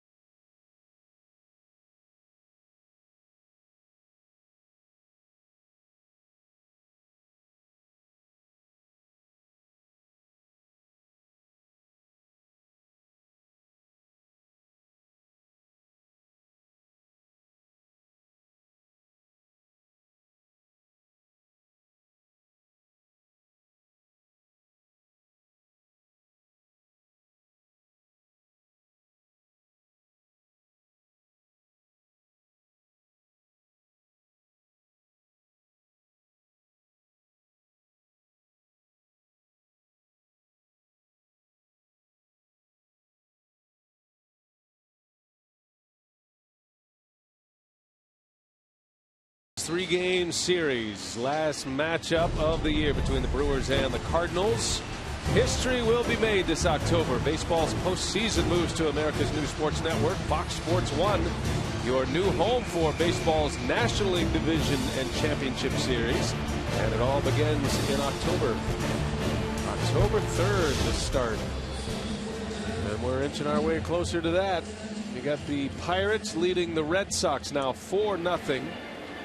Pittsburgh a game and a half up on the Brew Crew in the second wild card spot. Washington looks poised to punch their ticket to the postseason with a win tonight. Giants and the Diamondbacks scoreless in the first. Two teams could guarantee spots in the postseason tonight. The Orioles are the other. And Baltimore has a 7-2 lead over Toronto in the 8th inning. So the Angels are in. The Orioles look like they're on their way, and the Nationals are 3 outs away. Yeah, some of these leads in these divisions are getting stretched out quite a bit. Baltimore 12.5 game lead, and the Nationals 11.5 game lead over the Atlanta Braves coming into play today. Dodgers with a 4-game lead. 0-2 to Colton Wong, and he takes a ball high. What's your biggest surprise in the American League? Good or bad? Either way, just what surprises you about the way things have unfolded? Texas Rangers. I mean, we've been talking about it all year. 57-92. I mean, there's a chance they might lose 100 games. Yeah. Of course, you know, they have they've been decimated with injuries. Wong strikes out to start the inning, and Peralta keeps it rolling. 9 in a row. He's retired now. You realize the Rangers have used 60 players this year on their big league roster? 60. That's what we're talking about. I mean, you go that deep into your minor league system, it's going to be tough. Boston Red Sox, I think, have been a big disappointment. As far as, you know, surprises that you thought that, you know, this team, Kansas City's been a nice story. Because everybody for the last couple of years have thought Kansas City has a chance to be pretty good. And you? I think at this point, I'm going to say Oakland, because I thought Oakland was the best team in baseball around the All-Star break. They've had a bit of a collapse. They're still hanging on to the wild card spot. Since they traded Cespedes. Yeah, that was a big one, right before the trade deadline. Lester coming to Boston, or rather coming from Boston. Cespedes, their cleanup hitter, going to the Red Sox. And their offense has struggled. And you know, the Angels, as late as August 26th, so the Angels didn't tie for the division lead until August 26th, and we're 3 weeks after that point, and the Angels have already clinched a postseason. 48 games over 500. In 3 weeks, the Angels went from catching Oakland to being 10.5 up starting play today. Significant. Similar story with the Brewers as well, as they let a big lead in the division get away, up 6.5 at one point, and 19 games over. Actually, the Angels are 38 games over, not 48. Soft liner will fall into right field. Borges thinking about 2. He's on his way, and Braun's throw is right on the money. Borges gunned down. Well, there's no doubt he was going to try for second base. I mean, as soon as he hit that baseball, he was thinking 2. And Ryan Braun, with a good quick release, you know, shades of his infield days, spins around right on the money, and Segura with the tag, and he's out easily at second base. Mike Matheny is going to go out. And no panic in Ryan Braun at all. And Mike Matheny satisfied that they got the call right. Right there, you know he was going for 2. Ryan Braun with that perfect throw into second base. And Segura with the tag. That's a big out right there. Yeah, did take a perfect throw. Put out goes 9-6. Braun has 5 outfield assists. That's a single for Borges. And the put out at second base, trying to stretch it into a double. Now the pitcher, Lynn, is at the plate with 2 away. The last 2 base runners for the Cardinals have been cut down on the base paths. Colton Wong singled to start the second inning, was later thrown out at second base trying to steal second. That's how the inning ended. And Borges reaches but is thrown out. So while the 9 in a row is snapped by Peralta, he has still faced the minimum since the first inning. And that was a good risk. I mean, it's a good gamble for Borges. I mean, as fast as he is, and it took a perfect throw by Braun, which is what he was able to do. Right on the money, a one hopper, easy to handle for Segura, and got the out. Peralta falling behind Len. This is an out he's got to get here and get to the dugout. Keep this thing rolling. Pitch count's in great shape.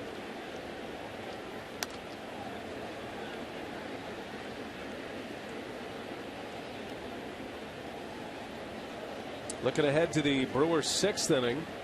3, 4, and 5 coming up. Lucroy, Ramirez, and Braun.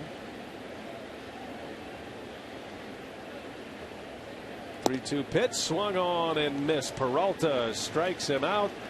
3 Ks for Willie. He's rolling along now. See if the offense can step it up here for him. Jonathan Lucroy will lead off. The all-star catcher starts it in the 6th when we continue.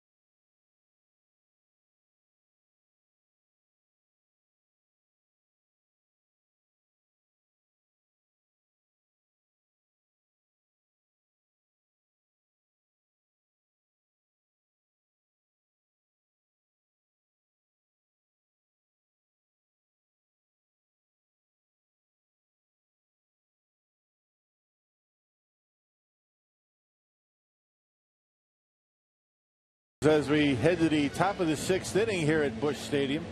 September 27th is Fan Appreciation Night at Miller Park, presented by Chevrolet. The Brewers host the Cubs, and all fans in attendance will be automatically entered for the chance to win fabulous prizes, including a 2014 Chevrolet Equinox. Call 414-902-4000 or visit Brewers.com for tickets. Lucroy will lead off for the Brew Crew here as we head to the 6th inning. Well, we've got another team headed to the postseason. The Washington Nationals have clinched a postseason berth. They shut out the Atlanta Braves tonight 3-0. Tanner Roark with his 14th win beat Aaron Harang. Drew Storen implemented as the Nationals closer. He picked up his 7th save, and the Braves get shut out again. Only the Cubs and the Reds have been shut out more than Atlanta this season. Yeah, 14th shutout for the Atlanta Braves.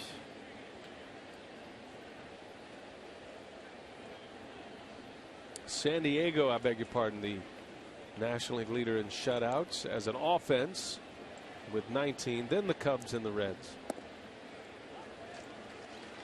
Well, it's important to keep an eye on the Braves because while the Brewers are ahead of Atlanta, and that's good enough, Atlanta plays Pittsburgh next week. After the Brewers play the Pirates, Pittsburgh will have a series in Atlanta. Lucroy just got a piece to hang in there.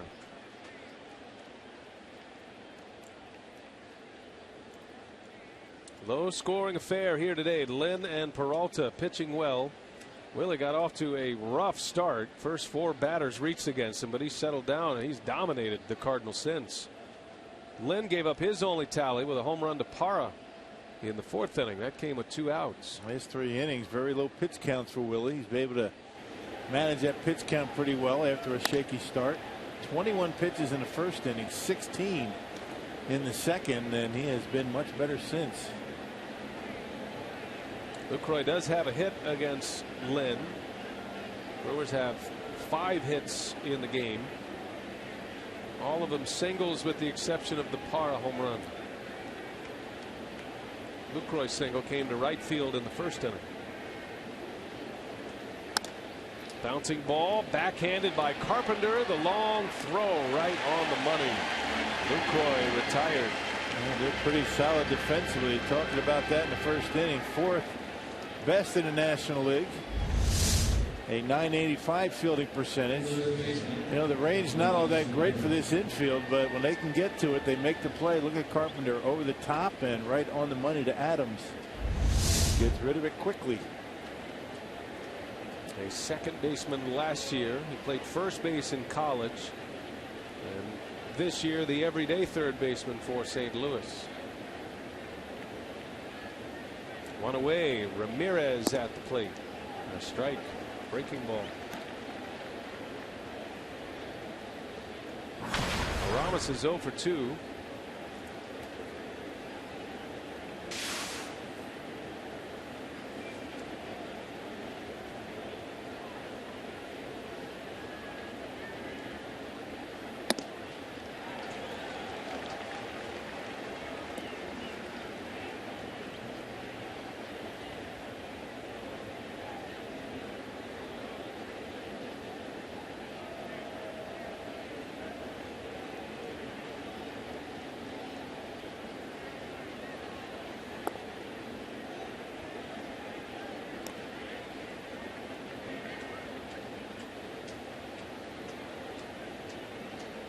.90 pitches for Lance Lynn as we work here in the 6th inning. Cardinals have a 5-game lead over the Brewers in the division.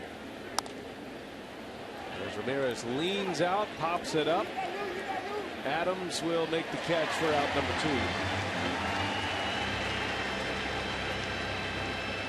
Not a whole lot of discussion about winning the division. Not that the Brewers aren't thinking about it, but they know they just have to. The old cliche applies for sure. You got to take it one day at a time here and just try to play good baseball on the road, as you see what Braun's done tonight at the plate, presented by Wendy's.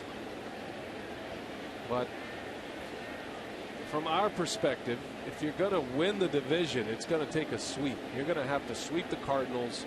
They're going to have to go into a slide, and then the Brewers are going to have to get hot. I mean, 5 games is a lot to make up at 12. Plus, you have to leapfrog 2 teams. I mean, you get the Pirates in front of you, too. So you have to keep winning. You have to hope 2 teams in front of you start losing some games. The Brewers are hoping this is the kind of road trip that they saw in April. The first road trip of the year when they won 6 in a row. They swept the Red Sox and then swept the Phillies.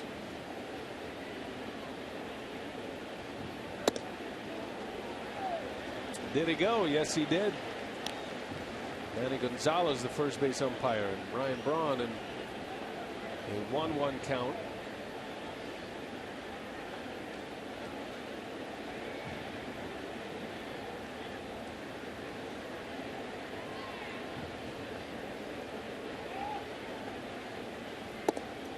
Back inside, 2 balls and a strike.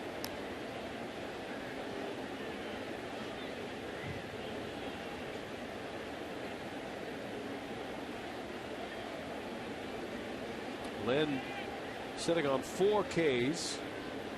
He's issued 1 walk.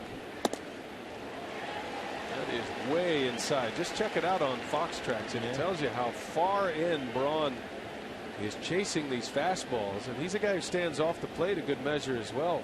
Yeah, nothing in the strike zone in this at bat. I just wonder, Rock, is he so inside conscious with the hand injury? Yeah, start the bat a little bit sooner than you'd like, because you don't feel like you can get to a fastball in. And when you do that, you're going to swing at pitches out of the zone, no doubt. That's something that Braun was so good at for so many years. He knew his strike zone, a great plate discipline. Would not chase that inside pitch for a ball. And an inside corner pitch was basically a middle pitch for Braun, as far away from the plate as he stands.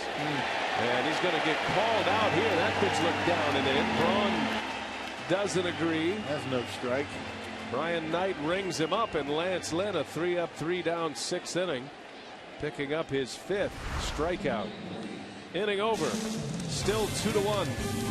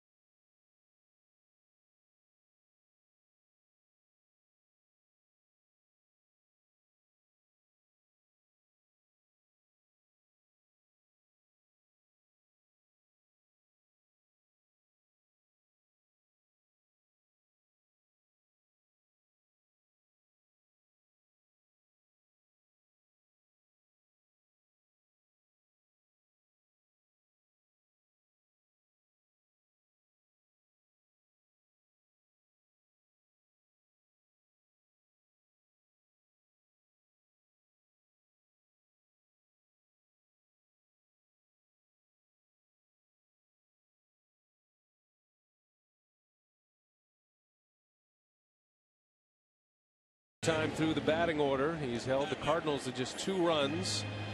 And our Carsoup.com trivia question: who holds the Brewers record for most wins in a season by a right-hander? Jim Colburn has that record. He won 20 games in 1973. Yeah. That was the 4th year of the franchise, the 3rd year in Milwaukee.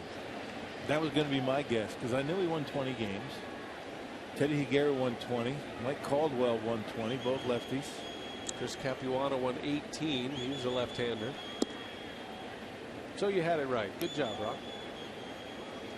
Thanks for letting everybody else. Of course, nobody would know that I had that, because I didn't say anything.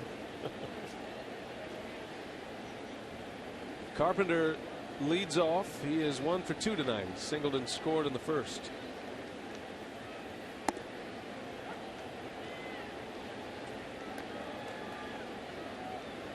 Peralta has faced the minimum since the beginning of the 2nd inning. Retired 9 in a row at one point. He has 3 strikeouts. He's walked 1.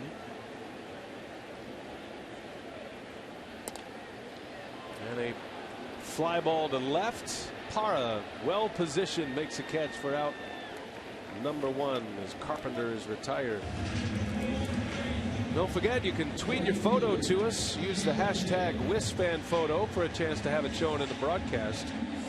And it's all brought to you by AT&T, the AT&T fan photo of the game. We're running out of opportunities, so get them in. 12 to go, 9 on the road. The Brewers have 3 against the Cubs to finish the season. 26, 27, 28 of September to wrap it up. A first pitch strike to John Jay. Jay singled to right in the first. First 3 Cardinal hitters had singles in this game. And then Adams walked with the bases loaded. The second run came in on a Johnny Peralta 6-4-3 double play, and that's been it for St. Louis. Peralta has stepped on the gas here when the Brewers needed him to. That first inning could have been a disaster for Peralta.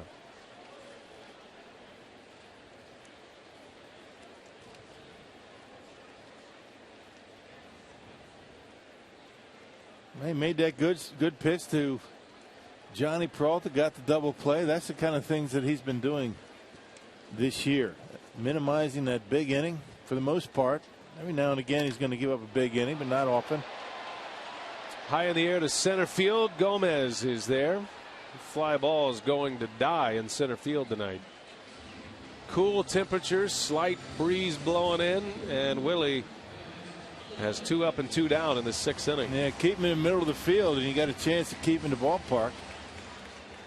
Down the line's a little bit different. Gerardo Parra hit his down the line.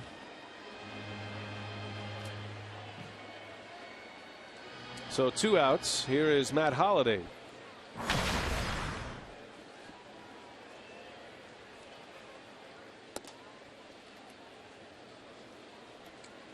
This is a spot where Holliday is looking to do damage.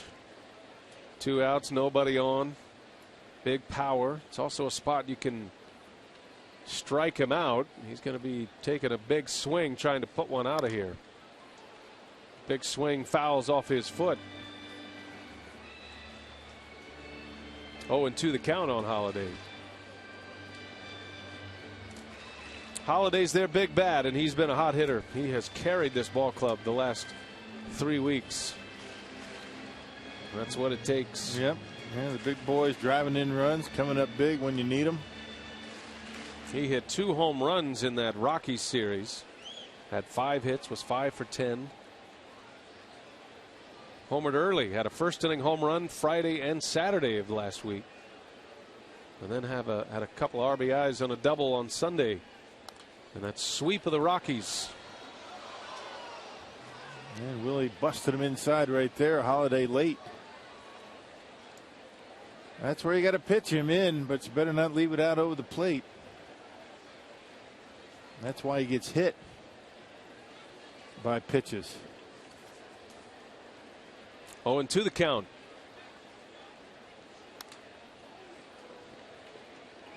Matt Holliday's been hit by 17 pitches this year.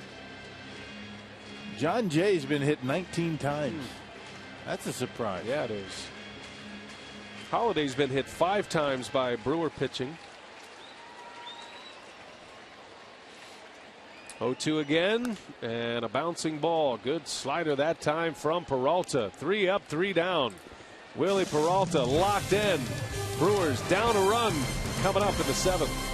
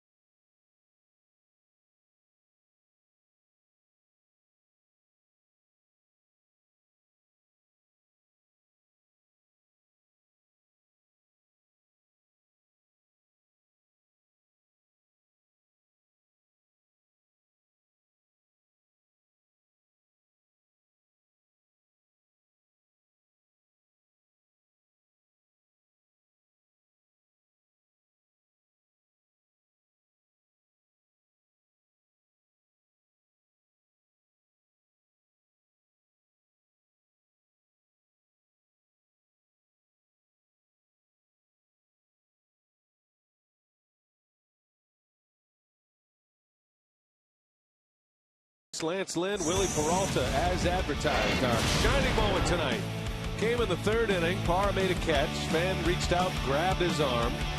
And instead of getting all bent about it, he's making sure he's all right. Gave him a thumbs up. And then Parra made a catch at the end of the inning. He walked right over there, patted the guy on the back, gave his son a ball. Good lemons make lemonade, right? That's it. Why get upset?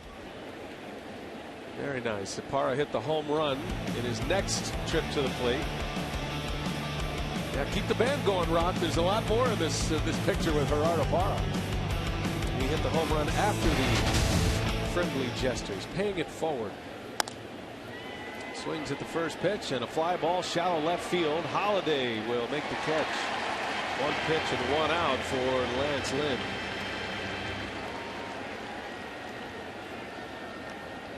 And Lance Lynn able to manage his pitch count pretty well tonight. 98 pitches. Lynn's not a guy that's going to go too deep, although he did his last time out. Took a 1-0 loss at the hands of the Cincinnati Reds. That's 8 innings. Johnny Cueto beat him that day. Right. Cardinals do have activity in their bullpen. That's Seth Maness. Brewers would love to get into that pen. Just put somebody on base. Might make Matheny think about it. Matt Clark with one away. Got in on his hands. Pop up. Foul grounds. Carpenter for out number 2. Hey, the most popular way to follow the Brewers and the September pennant races is with MLB.com @bat, the #1 app for live baseball. Enjoy live look-ins, replays, score updates, live radio broadcasts, and more. Download @bat free for your iPhone or tablet in the App Store. That kind of tongue-tied there. For your smartphone or tablet in the App Store. By the way, if you want to use that @bat feature, Segura pops it up. Boy, Brewers go without a whimper in the 7th inning. 3 pop-up outs. Jake Arrieta for the Cubs has a no-hitter through 7 innings against Cueto and the Reds.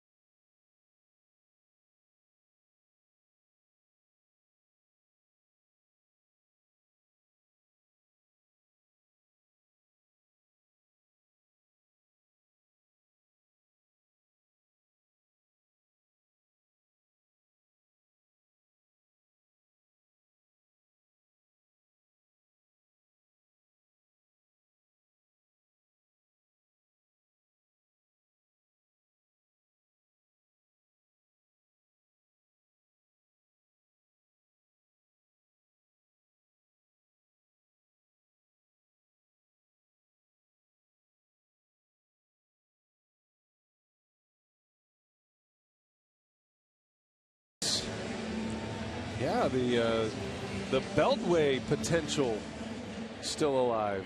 BA and STL. You were wowing the. I thought you were wowing the postseason clincher. Yeah, that was a foregone conclusion. Oh, How about Grayson? How many innings do you think it took him to come up with that? Did you check out his notes today that were sent out this morning? Very impressive. I mean, it had to be 3 days to put those together. Unbelievable. Willie Peralta starts Matt Adams with a strike. Yeah, very fine, detailed notes with a little humor involved. It's the full service note package from Jeff Grayson.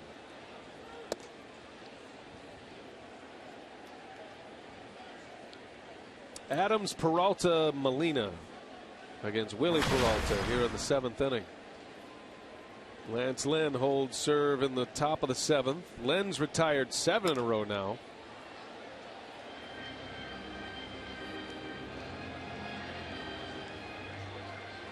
Will Smith getting loose.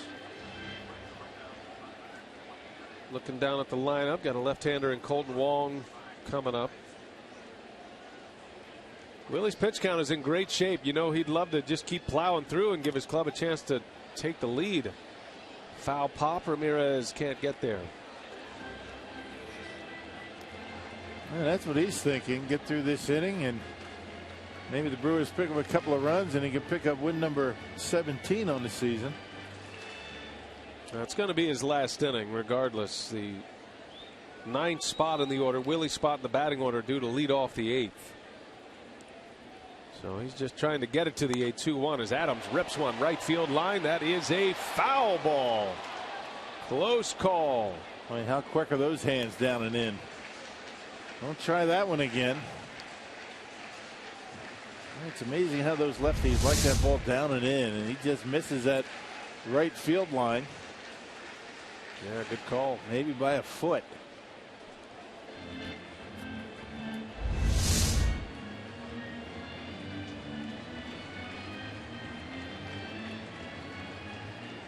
One ball, 2 strikes on Adams.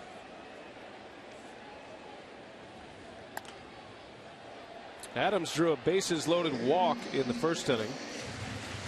That's the only RBI for the Cardinals. The other run came in on a double play ball, so no RBI credited. That was off the bat of Johnny Peralta.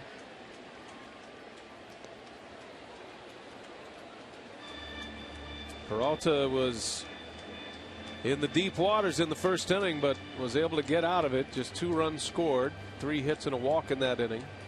He ended up getting the last 3 outs in that inning on 3 pitches. The last 3 pitches he threw in that frame. And he has faced the minimum since. 2 base runners have reached, but they've both been wiped out on the base paths. A caught stealing and a throw out at second base. Adams into right field. Braun easing in. And there is out number 1.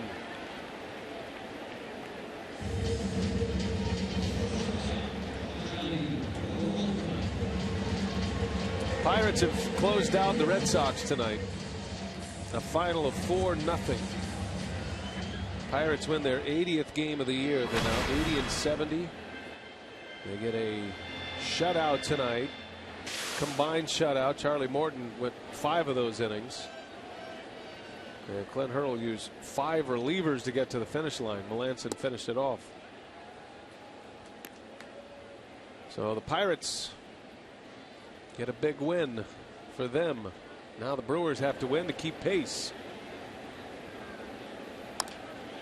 Who do you think the Pirates are rooting for right now in this Brewers Cardinals game? Big question, huh? Well, the Pirates are in a position that all they have to do is keep winning their game. They don't need any help. Of course, you know they're thinking about that division. I got to believe that they're Brewers fans tonight. 3.5 games behind the Cardinals. 3 now. Peralta out in front of it. Fly ball shallow left field. That's Segura back in the grass to make the play. And 2 up and 2 down. Well, this is some performance by Peralta. Incredible job by Willie tonight. All right, Rock, as promised earlier in the broadcast, we finally have the fan photo of the game. It's brought to you by AT&T. Make sure you use the hashtag WisFanPhoto. It comes to us from Stephanie. who has a selfie with Will Smith here at Busch Stadium. Well done, Stephanie, with the blue hair.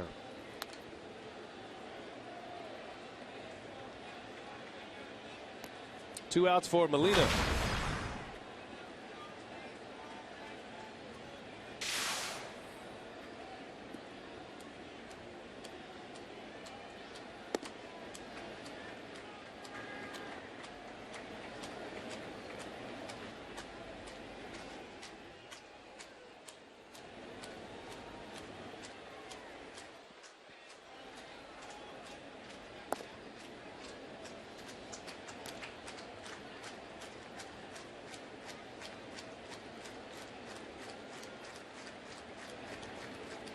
Willie has hardly pitched from the stretch since that first inning. Faced the minimum since that frame as Molina swings and misses. Yeah, that ball had some bite on it. Yes, it did. Still has good velocity on that fastball, some movement. That one down and in right under the bat of Molina. Well, you hate to waste a start like this here in St. Louis. Got to get some runs. Well, the Brewers have scored a lot of runs for Willie Peralta this season. He's been the guy that has gotten the most run support. Hadn't been that way recently, especially against the Cardinals. And a tough luck loss. The only run, Parra's home run, that's it for Milwaukee.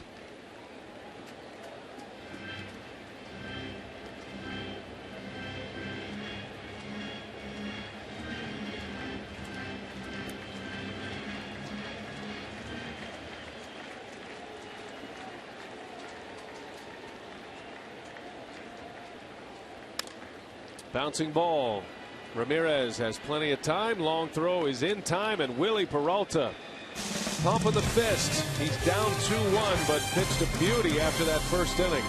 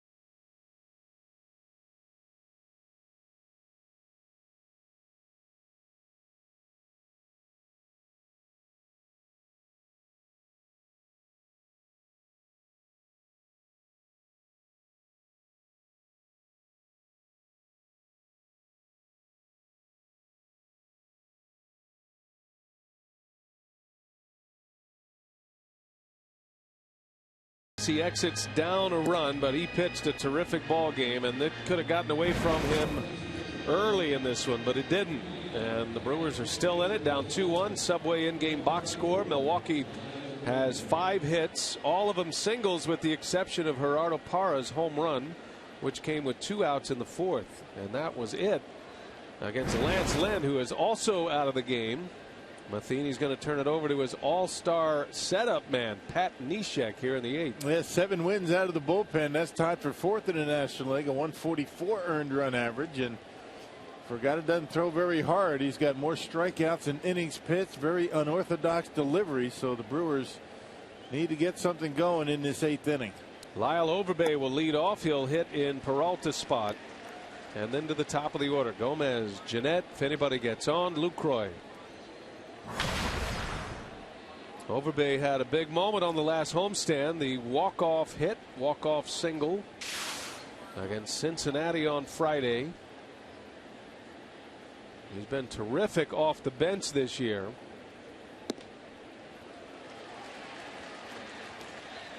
Overbay as a pinch hitter is 10 for 28.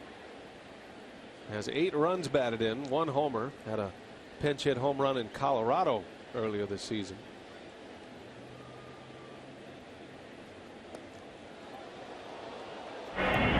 Overbay has had a good run, and it started early. That first road trip in Boston, he had come up with a big hit there. Had that big home run against the Colorado Rockies.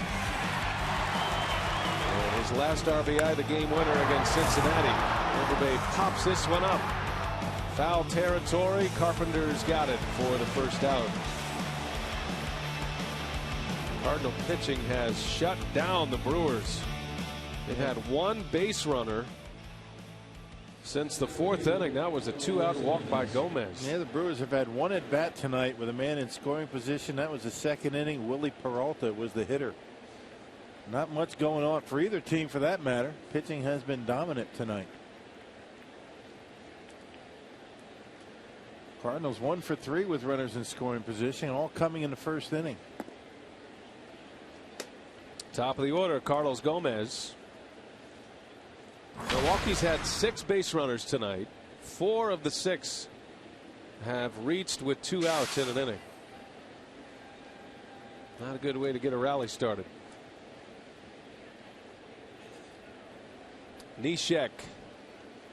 And the 1-0 is low. 2 balls, no strike on Gomez.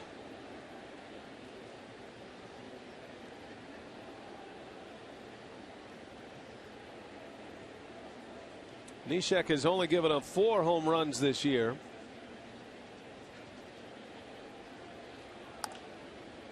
And it doesn't have a home run feel to the night, even though Parra went deep to put the Brewers on the board. It's a cool night. The wind's blowing in. Ballpark is playing big tonight. Yeah, back on August 29, Neshek came in and gave up 4 earned runs.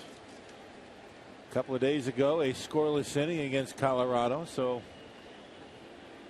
not invincible. It is possible. Got to get something going. Gomez sounded like he broke his bat, and a fly ball to center field. Borges is there, out number 2. That's the thing about Neshek's year this year. He's only given up 10 earned runs all season. 4 of them came in that 1 outing. Yeah. Amazing given the way he throws. Doesn't throw hard. Just a very unusual, unorthodox delivery that throws you off. Only Drew Storen, who is now closing games for the Nationals and got a save tonight, with a better earned run average among relief pitchers. 2 quick outs, 2 pop-ups. Here is Scooter Gennett. Brewers down to their last 4 outs here and trailing 2-1.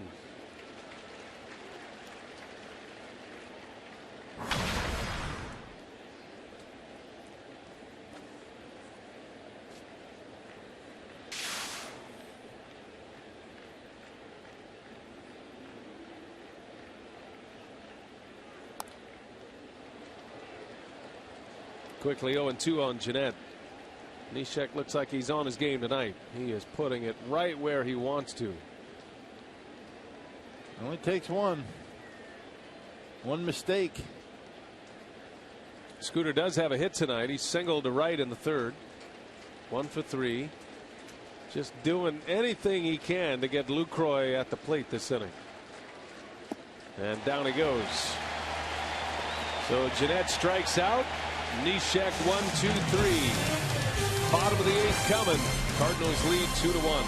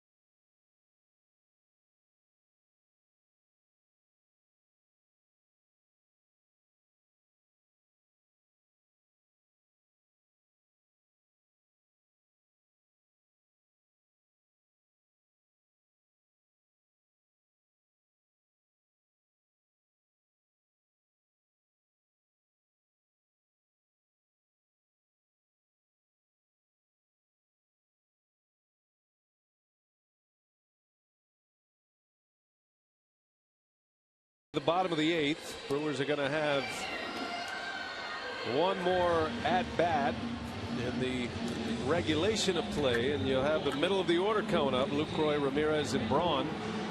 And Reneke's going to send up Will Smith to try to get that part of the lineup to the plate, only trailing by a run. Yeah, we got to put up a 0 right here. Last pitch on Thursday against the Marlins, an inning in the 3rd. Gave up 1 hit. He gave up a couple of unearned runs. It was a 2-run homer to Pablo Ozuna. 82 punch outs for Will Smith in 62 innings of work, and he's got that earned run average just a touch below 4. Scheduled hitter was Colton Wong, a lefty. Matheny's going to go to his bench. Randall Grichuk is on to hit, and he lines one left field. Parra runs it down. Gerardo Parra flashing that gold glove form tonight and makes the play. 1 pitch and 1 out for Will Smith. Yeah, and it's all about that first step for Parra. He's so good. No false steps. He knew exactly where to go. He just takes a great route to the baseball, making that catch look very easy. All the work before the catch with that good first step. Tell you what, the game he's having tonight, that's a bat the Brewers have to get to the plate in the 9th inning. He's due up 4th. Here's Borges with 1 away. Shows bunt. Takes a strike from Smith.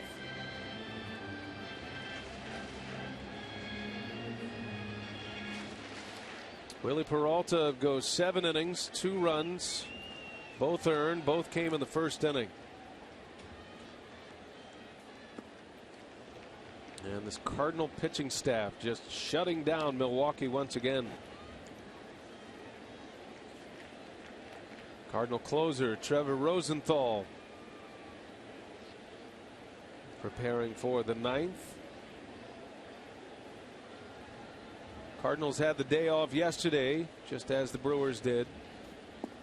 So a reset bullpen, just like Milwaukee's.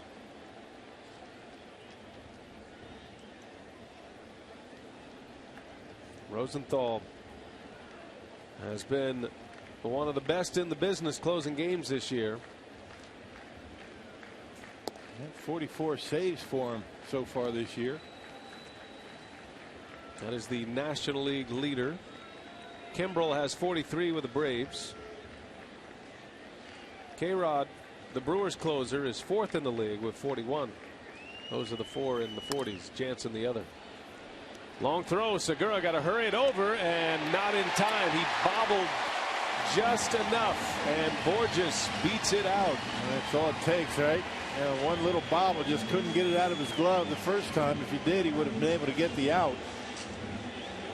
Probably going to be an infield hit for Borges. And just an ever so slight bobble, getting that baseball out of his glove, and that's all it took. That guy's fast.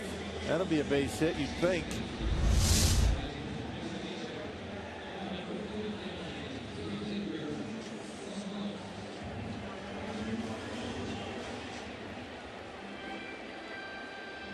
St. Louis with their 6th hit. Infield hit by Borges. He has 2 of the hits tonight.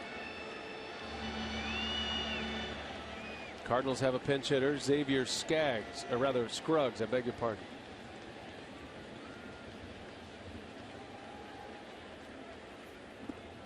We saw Scruggs make a start in Milwaukee at first base.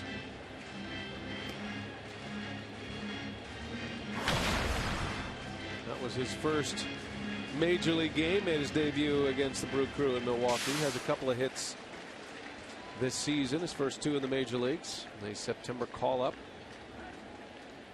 And you have to figure that Borges is going to try and steal a base here. Smith trying to hold him close. Left-handers a little bit tougher to steal on than right-handers.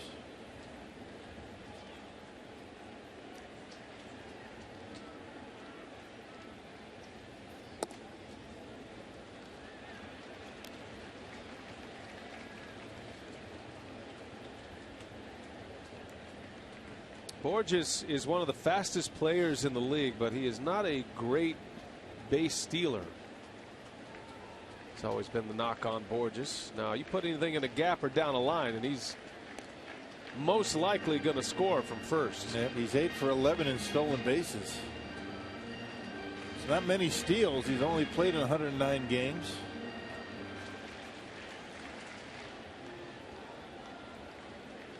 Xavier Scruggs at the plate. Smith checks on board just once again.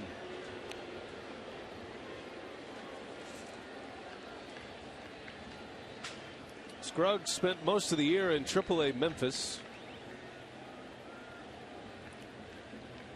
Had 21 home runs down in AAA. Power hitter, drove in a lot of runs. Hit .286 with 21 homers, 87 driven in 135 AAA games. Those are good numbers. You're right. That's why he's here.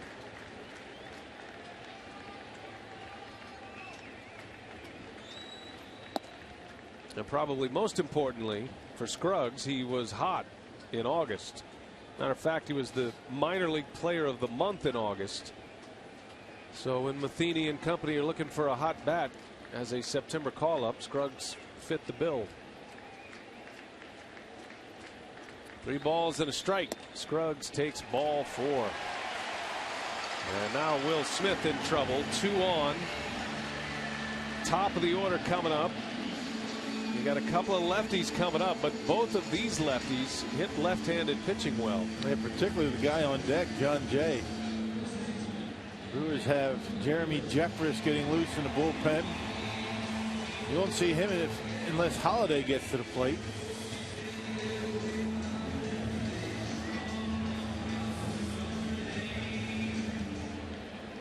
Now this could be the game right here. You don't know if the Brewers have a run in them tonight, but you certainly don't want to go down any further, especially with Rosenthal, who's been terrific lately for him. While Rosenthal gets loose, Will Smith in trouble. 2 on, 1 out. Matt Carpenter at the plate. Lines one to left field. Parra makes the catch. What a play by Parra. Got to his feet quickly as well.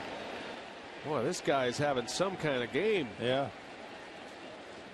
Well, you saw him early in the game going into the gap, so he's pretty good at going to his left. And this time going to his right, just like he did earlier in the inning to rob Grichuk of extra bases. And Carp just puts the hands up saying, what do I have to do?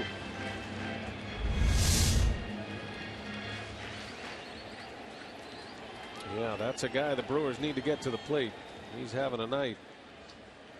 Pinch runner here. Greg Garcia will pinch run.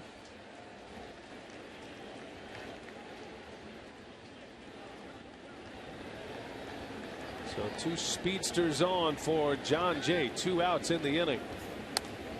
And he was late and fouled it back.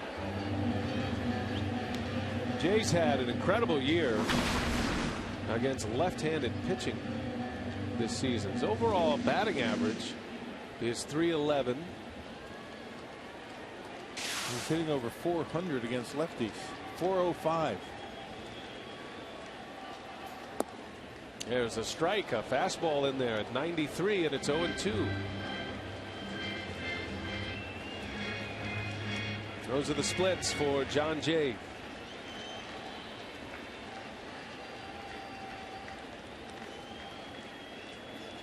And he chases a slider. Lucroy blocks it and goes to first to secure the strikeout to end the inning. So Smith gets through it. Strands 2. Last call for the Brewers. Best part of the lineup coming up down the run.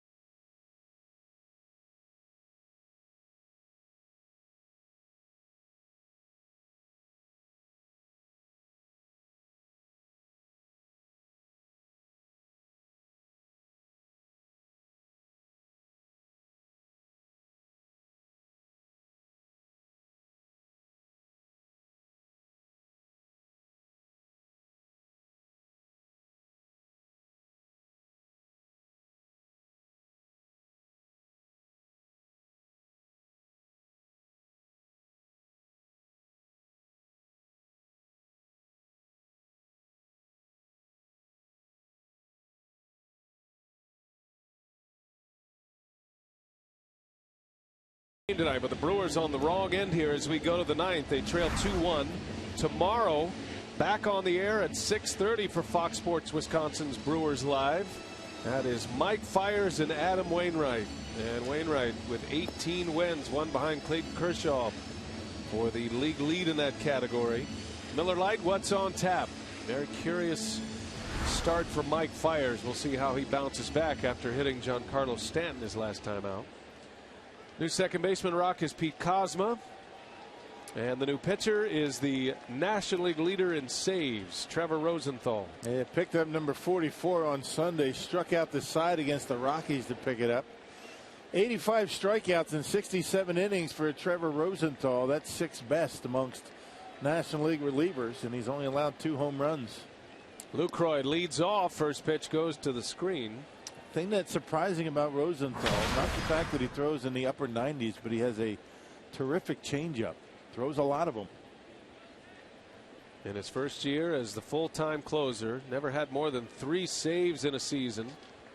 In just his 3rd season in the big leagues, he's responded with 44.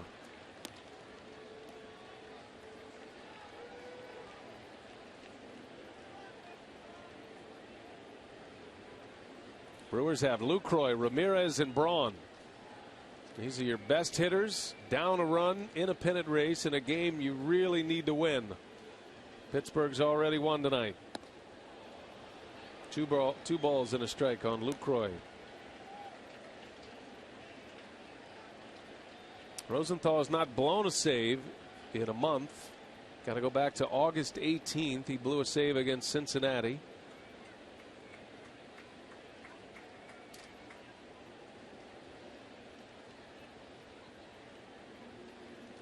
He is 8 for his last 8 save opportunities.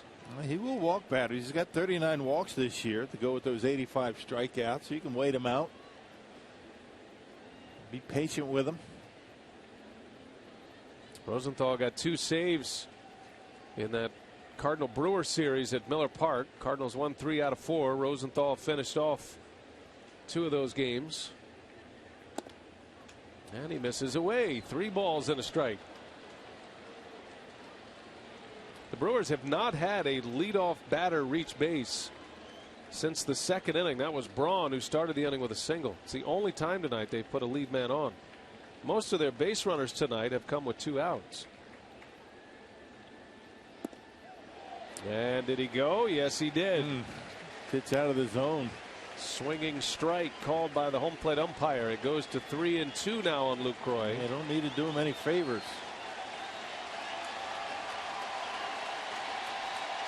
They're smelling blood here in St. Louis.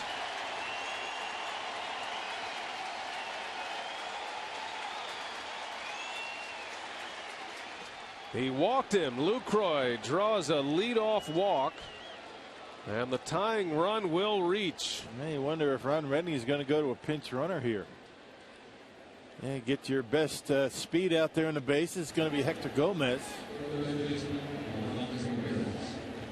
job by Lucroy, able to draw the walk. 40th walk issued by Rosenthal. And the speedy Gomez, AAA shortstop, a September call-up. Scored the winning run in that walk-off win on Friday. Lucroy with a big at-bat to start the inning. Now it's Ramirez. It's a lot of batters you'd have up there maybe thinking about a bunt to advance him, but not with Ramirez at the plate. You're hoping he hits one into the seats, or at least drives one into a gap, and a called strike, and Ramirez is not pleased. He hasn't been happy with the strike zone all night. I remember Ryan Braun got caught out on strikes on a pitch not even close. But Brian Knight not making any friends in that Brewers dugout. Does a good job by the home plate umpire, though, just letting Ramirez bark a little bit. Didn't rip his mask off, knowing the stakes of a game like this. Now Ramirez is down 0-2.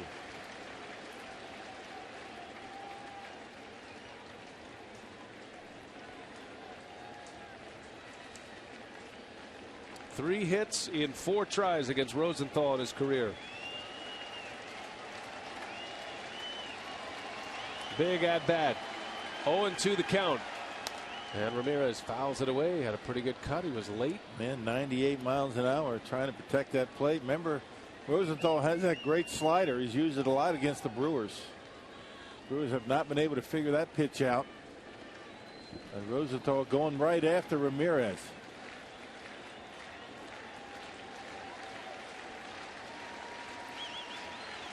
Oh, 0-2 again.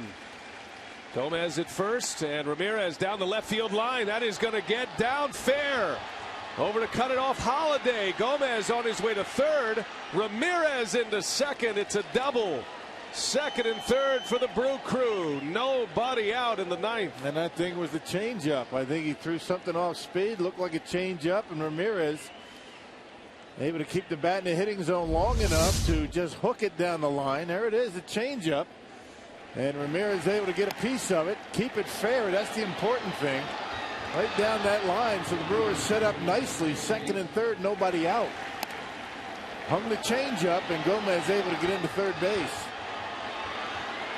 Holiday played that off the wall very well. That's not an easy corner down there. And if he bobbles at all, Ed Cedar was ready to wind up the wheel and send Gomez, but Holiday played it perfectly. Second and third now. Got a pinch runner here for Aramis. Ramirez at second base as well. So you got a pinch runner at third and Gomez. Ramirez has been taken out for Elian Herrera. Good speed on the bags, and the Brewers will send up Ryan Braun. I can't tell you how difficult that is when you have a guy throwing 98 miles an hour and you keep that bat back long enough on a changeup, able to keep it fair. What a piece of hitting by Ramirez. Now through the years, this is Braun's 8th year in the big leagues. He has been the clutch bat for Milwaukee. 4 for 5 career against Rosenthal. One of those hits was a home run. That was an opposite field homer here in St. Louis. And he fires one in for a strike at 97. Well, Rosenthal likes to work away. That's where Braun likes it. Doesn't like it inside too much. No hitter does. The club leader in RBIs. Braun is 1 for 3 tonight. Braun foul past the bag at first. 0-2 the count now.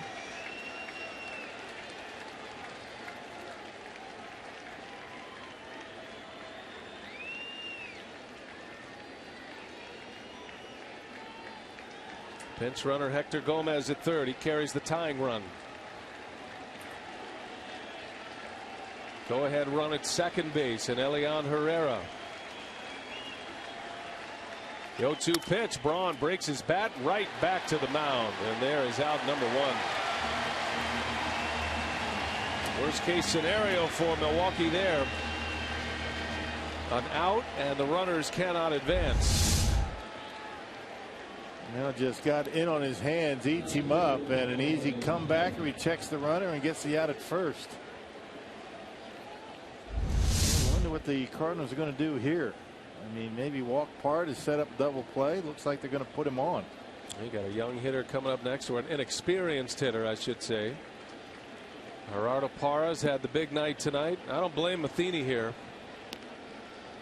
Sometimes players just, you can tell by the flow of the game. Parra's made a number of great catches. He's hit a home run tonight. Pretty good contact hitter up there. Well, if you're looking at that Brewers bench, the only left-hander available is Logan Schaefer. Chris Davis is available on the bench. And Mark Reynolds, Jason Rogers. Well, all the reasons you put Matt Clark in the starting lineup in the first place probably applies here. Boy, who'd have thunk it, as Yogi would say. Matt Clark will step in for a huge at-bat here in the 9th inning. September call-up.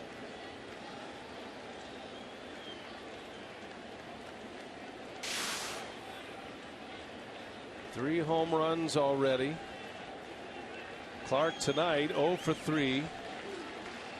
From the Nashville Sounds to the National League pennant race. Matt Clark with the bases loaded and 1 out against the game's top closer. puts a lot of pressure on Rosenthal, by the way, with the bases loaded now. Yep, he can walk you.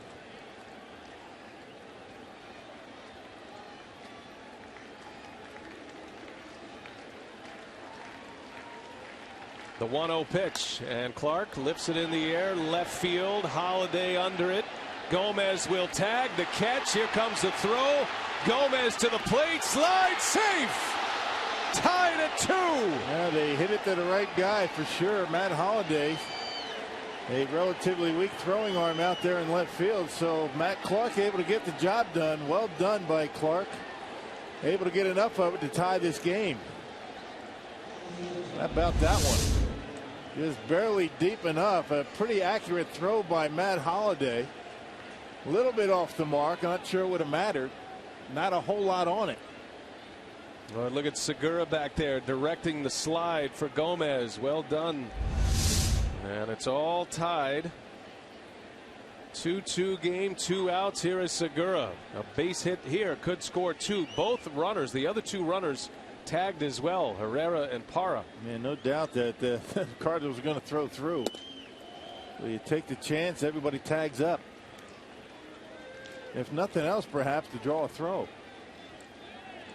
Tell you what, Matt Clark, he is making a name for himself in Milwaukee right now. Ties the game in the 9th. See if Segura can give the Brewers the lead now. 2 balls, no strikes. Yeah, first blown save for Rosenthal in quite some time. Got to go back to August 18th. And a blown save against Cincinnati. Had saved 8 consecutive. All started with a walk.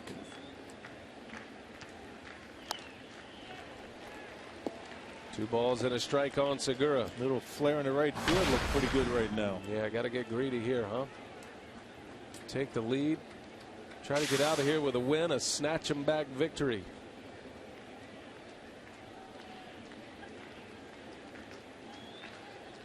Hitters count for Segura. He fouled it back. He had a good rip, but a 99-mile-an-hour fastball got by him, and it's 2-2. Yeah, a little bit up in the zone. Those are tough to get on top of. How about a wild pitch? Segura's hit earlier in the game was with 2 strikes, came to right field. The 2-2 on the way. Segura flies to right, foul. That'll slice in the seats. Rosenthal hasn't thrown a changeup since Ramirez doubled down a line on it. It's been all hard stuff. Getting started with a walk. And that Ramirez double. 2-2. Segura takes ball 3. Now you got Ricky Weeks due to pinch hit next. Got a base open at first. Full count to Segura. Here comes a big one. Segura into right field on the run and cannot make the play. Jay, as he slides into the retaining wall. That was a heck of an effort. John Jay, a terrific outfielder, almost came up with a great catch to end the inning. Instead, Segura will see another pitch. He's been able to stay alive on that high fastball. Rosenthal gets one down a little bit. I think Segura might give it a pretty good swing. Segura's a free swinger. He doesn't walk much. Another payoff pitch. And Segura, a ground ball to second. Side is retired. But the Brewers score. They tie the game at 2. Strand a couple of runners, but a blown save for Rosenthal. We head to the bottom of the 9th.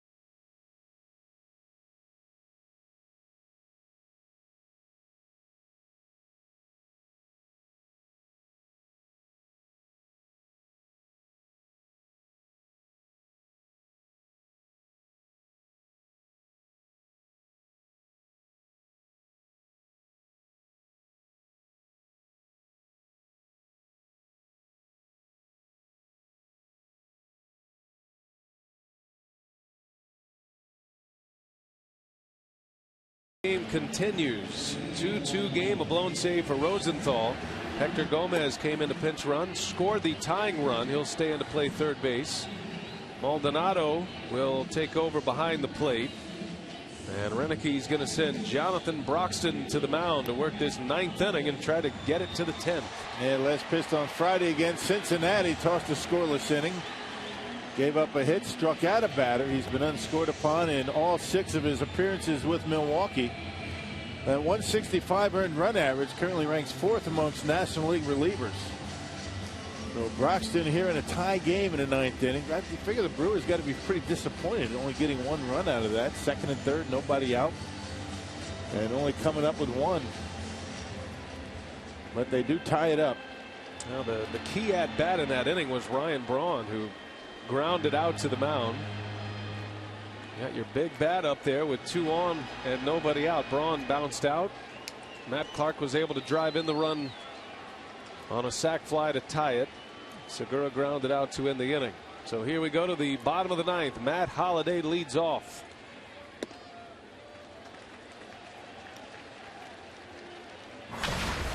Broxton has seen plenty of the Cardinals in his days in the National League Central the last few years. Faced them twice in that series in early September at Miller Park. Had 2 scoreless innings and 2 outings. Holliday, right center fields, and it'll be Carlos Gomez to make the call and the catch. Knapp got in on his hands. Broxton's using that big fastball. Velocity is continuing to get better for Broxton. Early in the season with the Reds, 92, 93 miles an hour. Now getting it up to 97 miles an hour. Pretty good numbers with against the St. Louis Cardinals.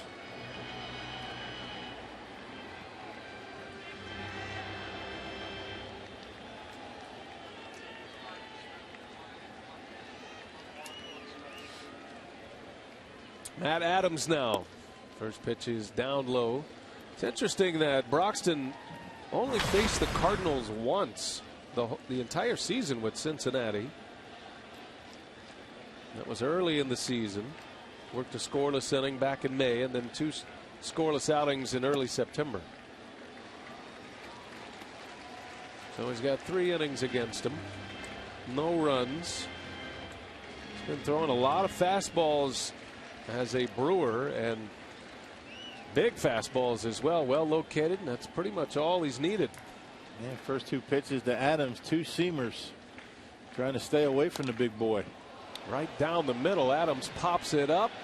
Maldonado is there right down the railing to make the play for the out. Man, that's how. Peek at that one under the roof. I lost it for a moment from our position. I apologize. Yeah, the way Maldonado went after it, it looked like all the way he had a play on it. But Broxton, this has a way of getting that fastball by these hitters. That was a 2-0 fastball to Adams, and he popped it straight up. So 2 outs. Here is Johnny Peralta.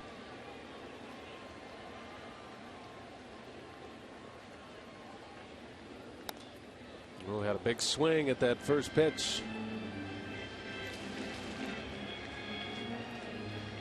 Peralta is the Cardinals leader in home runs.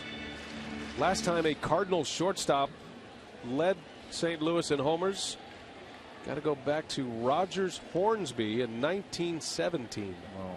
He led the Cardinals with 8 home runs that year. Peralta into right. Well hit on the run. Braun is there, and Broxton puts up another 0. 3 up, 3 down. We head to the 10th inning in St. Louis.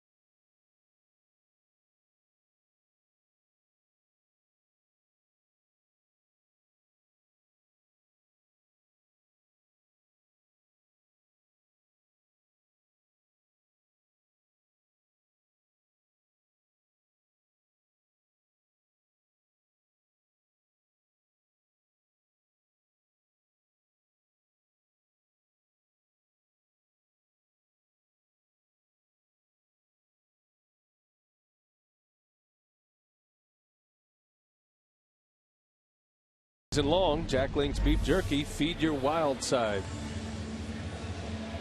2-2 game here in St. Louis. The Brewers tied up in the 9th inning on a Matt Clark sac fly.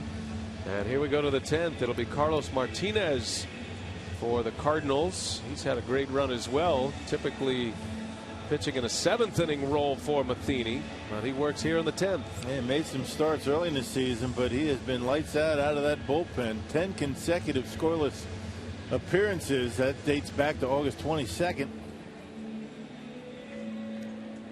Martinez here in the 10th. A hard throw with a good changeup. Chris Davis will pinch hit in Broxton's spot. Clutch Davis. He's done some of his best work this year in the 7th inning or later, and it started early. That first road trip in Boston. Had some big hits against the Pirates. Had a big hit here in St. Louis. Using all fields, hitting for power. And Davis is going to have another shot. He is a power threat, a guy who can put the Brewers ahead with one swing of the bat. That was his walk-off from earlier in the season. How about those numbers? Extra innings, he's been at his best. So a pinch hit appearance for Chris Davis. Can't say enough about Jonathan Broxton. Yeah. Continues to just put the zeros up for Milwaukee. Is not allowed a run as a Brewer yet. In 7 appearances. Oh, what a nice pickup. Doug Melvin after the trading deadline.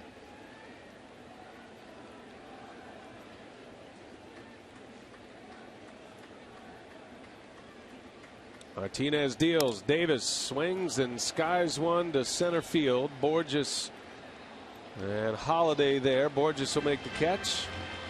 And the pinch hitter Davis is retired to start the 10th.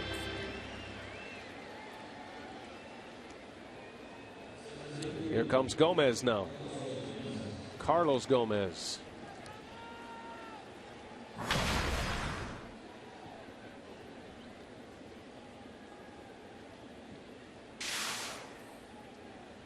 Carlos is 0 for 3 tonight. Had a couple of strikeouts to start his night. Then he walked in the 5th. Flew out to center in the 8th. Martinez starts him with a nasty breaking ball, and Gomez swings out of his helmet. Not often that Carlos gets a first pitch fastball.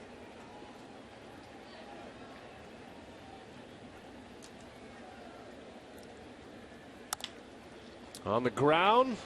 Backhanded play. Peralta, no chance. Gomez legs it out. An infield hit.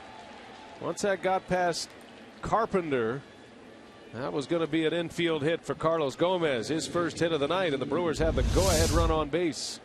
Yeah, able to go get it. That was a breaking ball as well. So, you know, you had Johnny Peralta grabbing it, just didn't have the momentum to get enough on the throw over to first base. Carlos beats this one easily at first.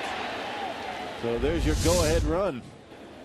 And with one out, Gomez might be thinking about a stolen base in a spot like this. Here's Jeanette. Lineup looking a little bit differently right now. And Lucroy is out. Ramirez is out. Those two were lifted for pinch runners. I'm not sure Lucroy scores on that throw from Holiday. It would have been bang, bang. Gomez scored easily. I don't think so. So the move you had to make, but now it leaves the Brewers without some of their big bats. Which is why you want to get Gomez into scoring position. Take the chance. 4th in the league in steals with 31. Tied with Denard Span.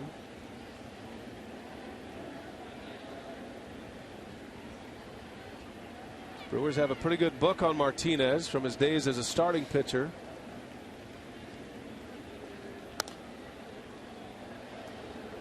Playing Scooter pretty shallow in that outfield. Kind of surprising. He's got enough pop to find that gap. And if he does, you know, Gomez is going to be able to score. Very shallow from left all the way around to right, opening up those gaps. Whereas Peter Borges can close those gaps off quickly. Now the best throwing arm out there is John Jay, but None of the three Cardinal outfielders have plus throwing arms.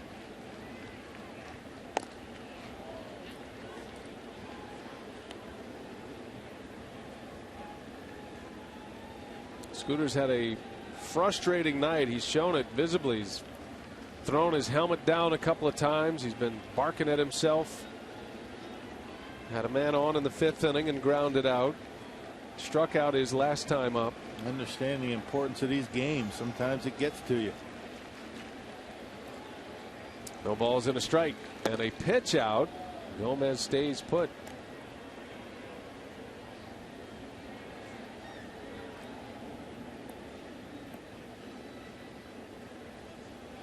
Now you might want to take off. Certainly you figure he's going to go on 2-1.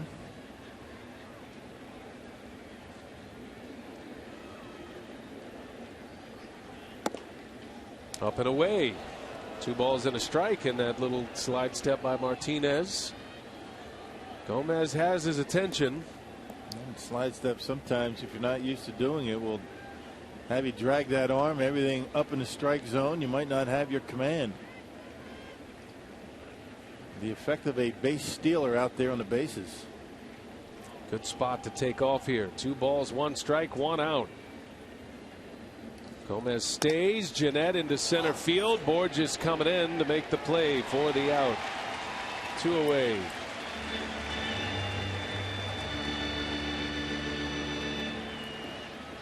And here comes Hector Gomez.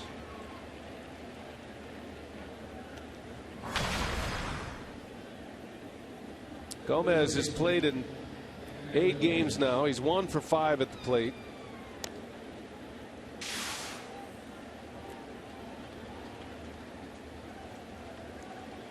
Spent the year at AAA Nashville. Outstanding defensive shortstop. He hit .282 with 15 home runs in Nashville. It was a breakout year at the bat for Gomez. Carlos started then stopped, and the pitch almost hit Hector.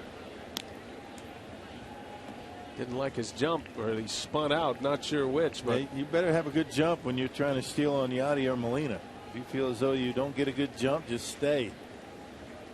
He will throw you out unless you get a terrific jump.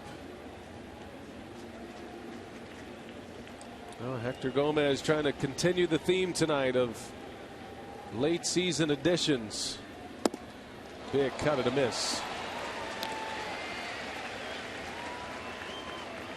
Gerardo Parra hit the home run in the 4th. Didn't arrive to the ball club until August at the trade deadline. Matt Clark a sac fly in the 9th, and here is Hector Gomez, another September call up.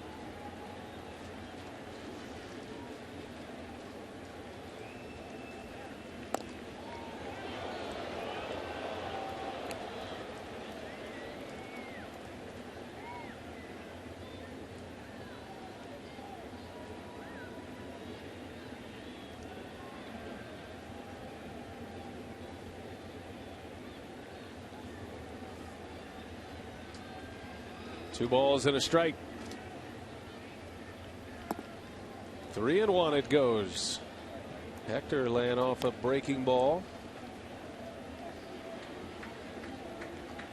Well, if you go 3-2, 2 outs, why not go 3-1, right? You figure if Gomez gets a strike, it can protect him. If he gets one out of the strike zone, it's a walk anyway.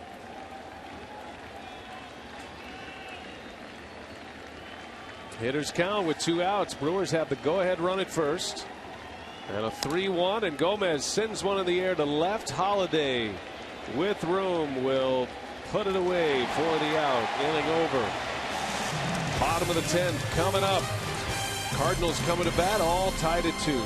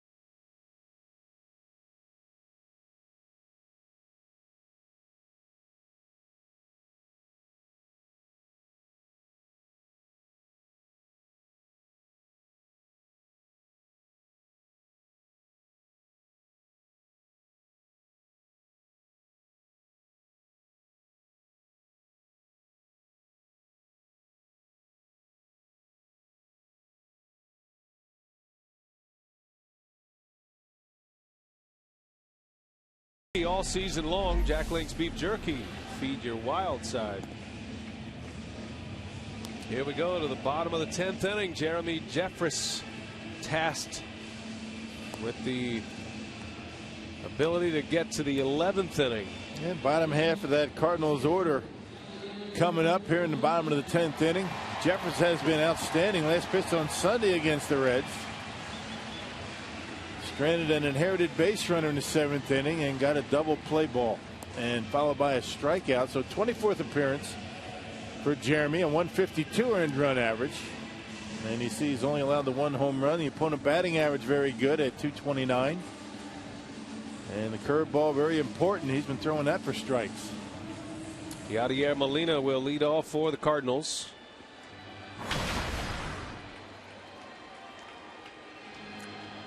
Pete Kozma is on deck. And then Peter Borges. 6, 7, and 8 in the lineup. Jeffress in a big spot. 10th inning in a 2-2 game. Cardinals scored 2 runs in the first inning. And Brewer pitching has shut him out since. Peralta went 7 innings. 2 runs. Willie pitched very well. At one point retired 9 in a row and faced the minimum after the first inning. Did have a couple of base runners, but both runners were eliminated from the base pad. So Willie was sharp and efficient. Will Smith worked a scoreless 8th inning, stranded 2 Cardinals on base. That was in a 2-1 game. And then Broxton just worked the bottom of the 9th to keep it at 2-2. Now it's Jeffress. Falling behind Molina. Now it's 3 balls and no strikes.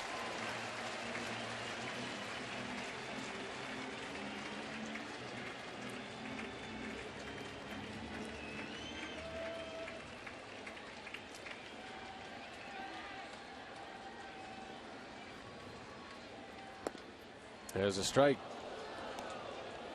Molina trying to sell his way on base. Coax his way to a walk. Base runners have been hard to come by for both teams tonight. Any way you can. 3 balls, 1 strike. And right down the middle, 3-2 it goes.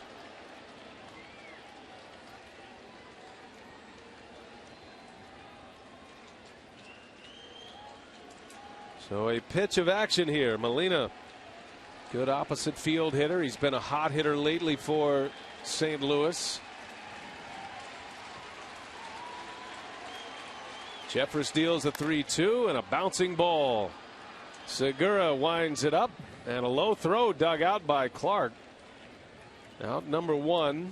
Good job by Jeffress coming back. No kidding. 3-0. The Cardinals 1 pitch away from the winning run, getting on first base with nobody out, but he comes back throwing strikes and good ones at that. Some good movement on it. Got the ground ball. Matheny's going to pull Kozma back. Daniel Descalso will pinch hit. September baseball affords you plenty of opportunities to get the kind of matchups you want. Yeah, plenty of players left for both sides. Descalso as a pinch hitter this year is 9 for 42. Does have 5 runs batted in as a pinch hitter.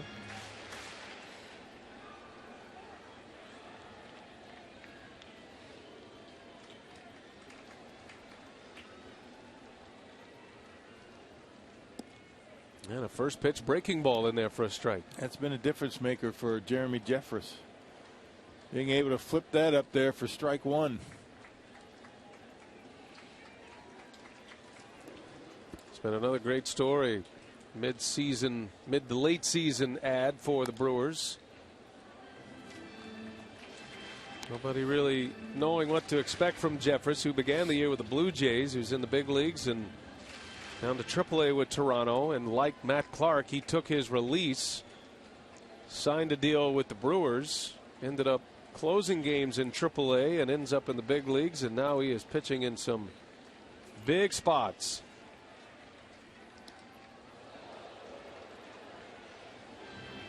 Jeffress was called up on July 21st. Brewers had to purchase his contract. He was not on the major league roster.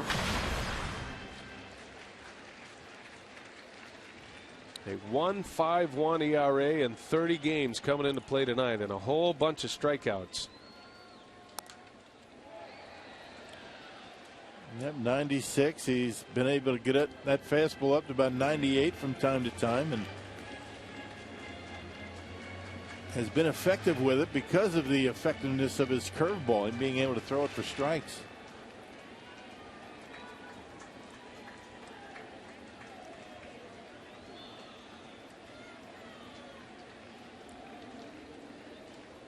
One and two. Descalso at the plate. One man gone here in the 10th. This was a sellout crowd here tonight, over 44,000. Most of them have left. School night, you know. Kind of surprised that they would leave, though. They're quiet here. Brewers are trying to keep it that way. That certainly works in the Brewers' advantage. Ball and 2 strikes on Descalso. Slices one foul in the seats down the left field line.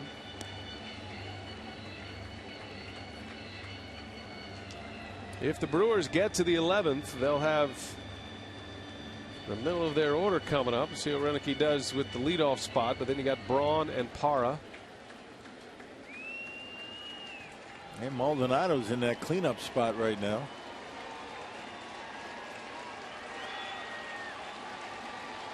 One and 2 the count. 2 and 2.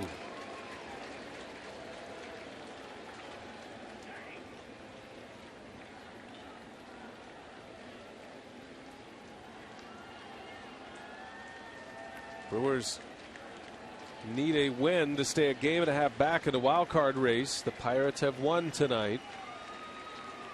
2-2 pitch is slap foul and out of play. Descalso hanging in there. He's always a tough at bat, Descalso. Hasn't had much playing time this year. He's been kind of relegated to pinch hitting opportunities coming in late in games. You're right, tough to strike out.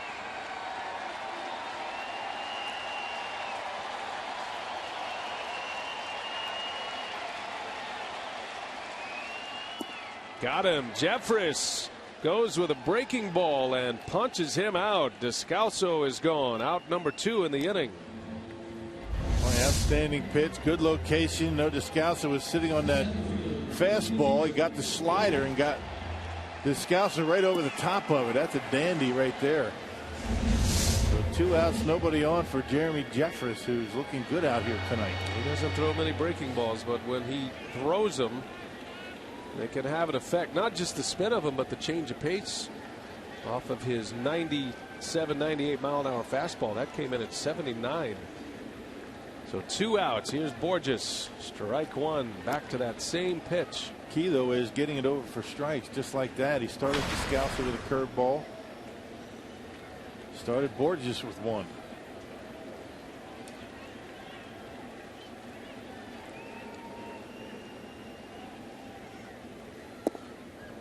Borges with 2 hits tonight. Single to right in the 5th inning. And then he was thrown out at second, trying to stretch it into a double.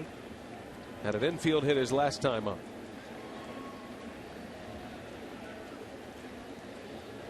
One ball, 1 strike. Shattered his bat. Gomez gloves it, fires it, and Jeremy Jeffress keeps the theme going here. Brewer pitching has locked down the Cardinals since the 1st inning. To the 11th we go, all tied.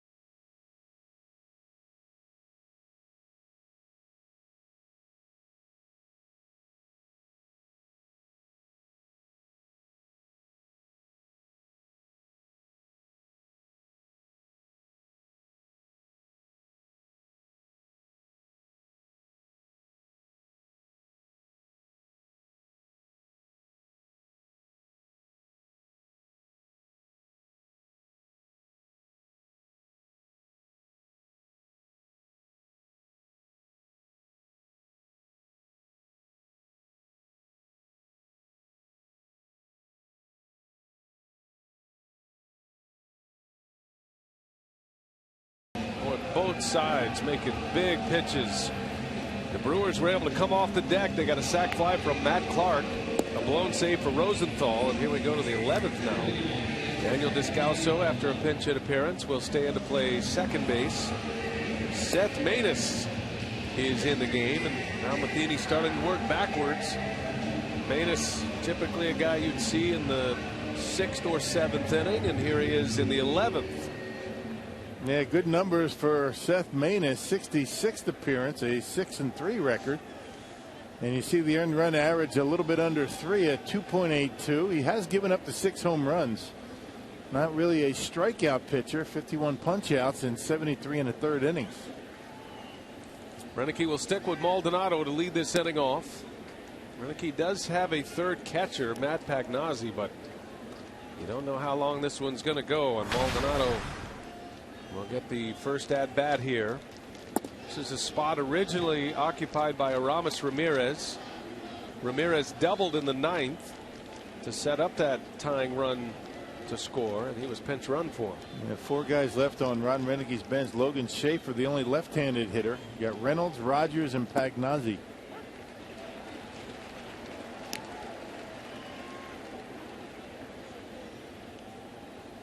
Well, Maldonado every now and then can run into one. He has some pop. He took a swing for it there, and it's 2-2. Yeah, that sinker from Maness, he's got a good one. He keeps the ball on the ground for the most part. Sinker slider pitcher.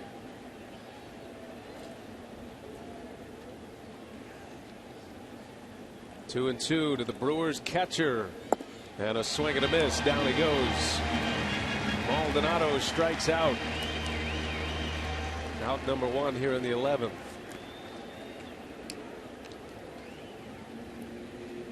Now here comes Braun with one away.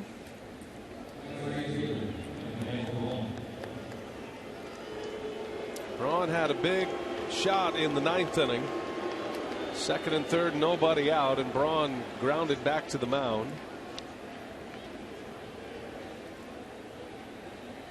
Trying to get something started here in the 11th.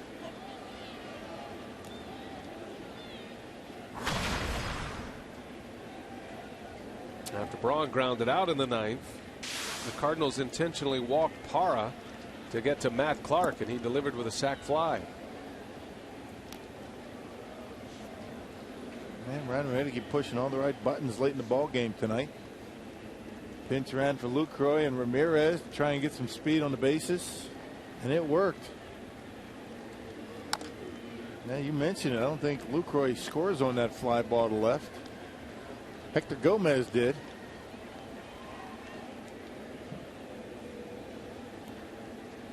Might not have done that in August. No, I think you're right. Don't have enough players. 2 balls and a strike, and Braun into right field. Long run in for Jay, and he'll make the catch for the out. So 2 up, 2 down for Maness. And here is Gerardo Parra. Well, if Parra continues his night, he's got a chance to hit one out. He did just that in the 4th inning. Lance Lynn delivered one inside, and Parra launched one out of here. The first run of the game for the Brewers, and he's had a great game defensively. And going down to the gap, he can go to his right, he can go to his left. Check out this play. Taking away extra bases. And on the first pitch, he drives one into the gap. That's going to go to the wall.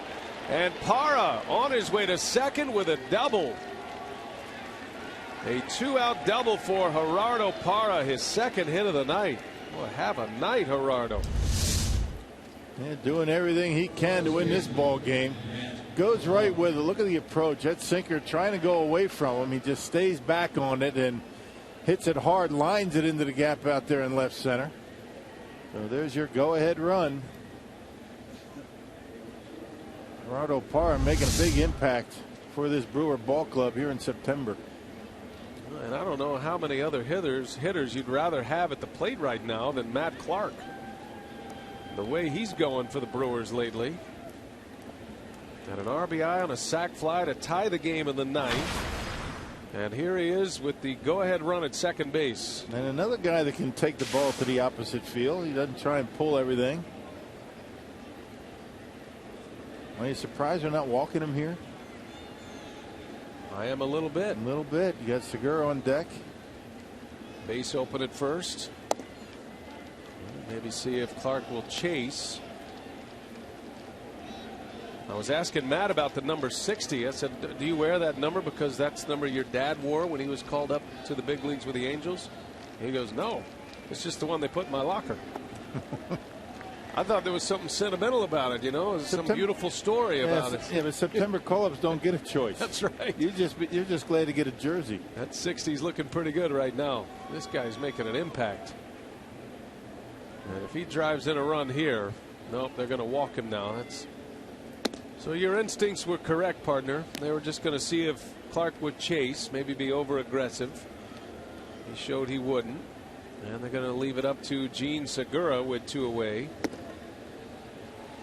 So another round for Segura with 2 on base. That's the beautiful thing about this game. It is a game of redemption. And Segura gets another shot to give the Brewers the lead. Well, with Parra's speed at second base, anything that touches the outfield is probably going to score the run. Remember, the Cardinals below average arms all across the outfield. As Segura, a little chopper to the mound. And this one will end in a whimper. So the Brewers put 2 on. They get a little 2-out rally going. Segura spikes his helmet. And we go to the bottom of the 11th.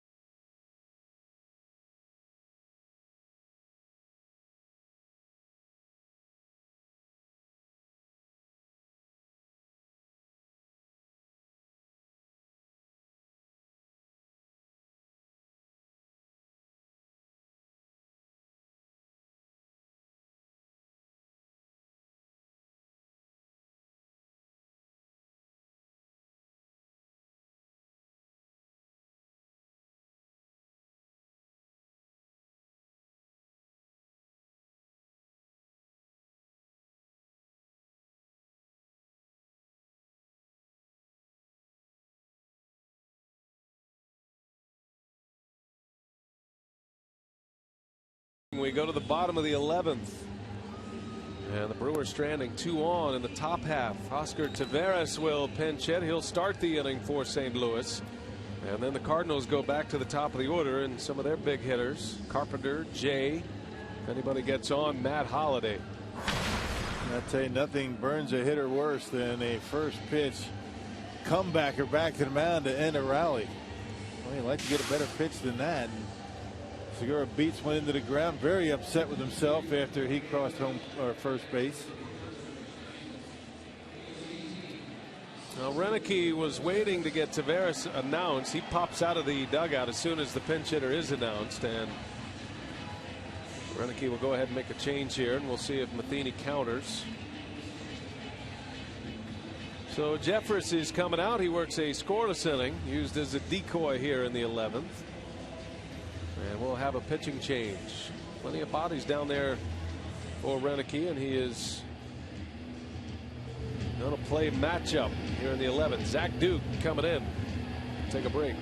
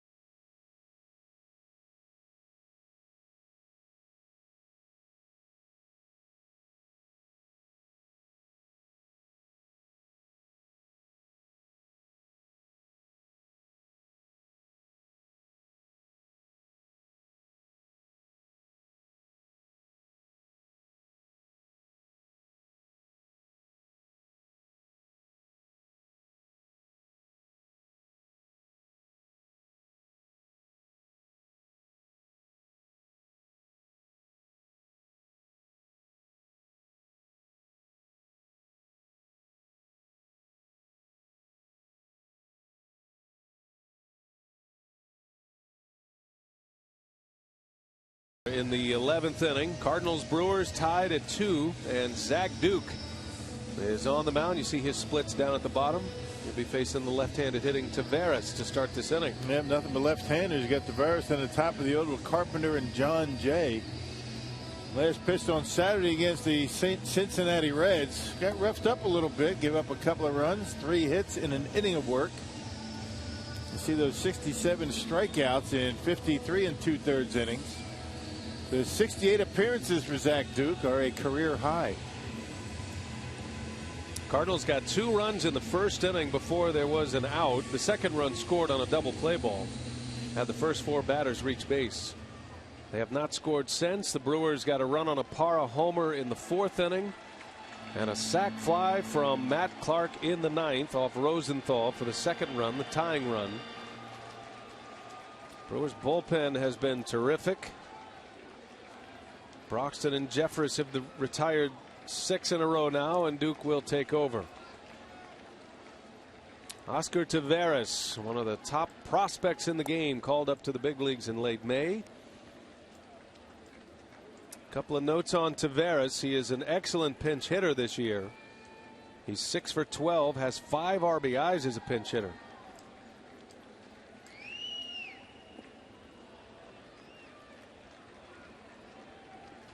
The 3 lefties that Matheny has in this inning are all left-handers that face lefties. They are everyday players. Taveras hasn't established himself as that in the big leagues, but he's been playing every day, facing lefties in the minor leagues. Man, not too bad against lefties. And he looks at one low and away. 2 balls and a strike.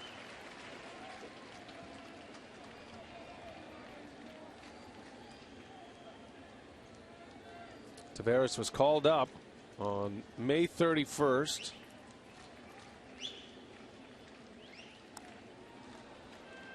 Figured to be an everyday player at that point, but the emergence of Borges and John Jay's hit well, and Matheny has established his outfield now of Holiday, Borges, and Jay. And Taveras is a 4th outfielder, occasional starts, and comes off the bench.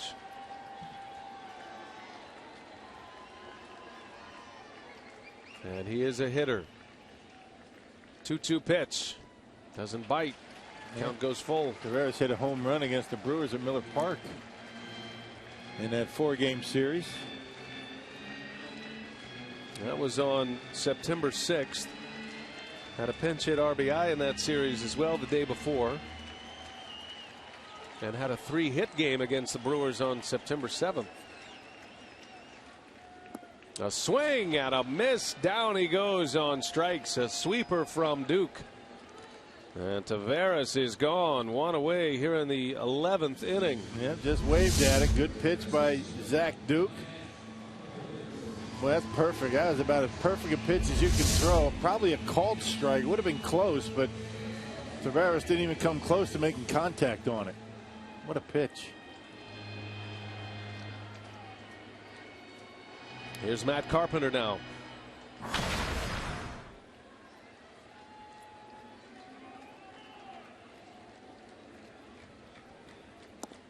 There's a strike. Gets ahead of him.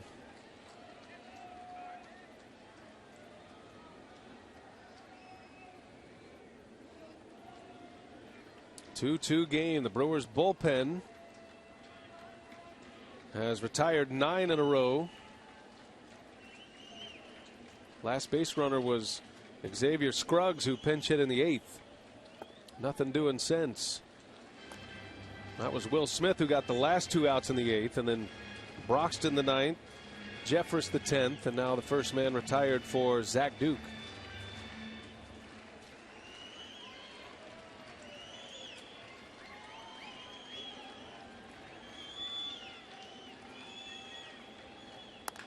Bouncing ball through, a base hit.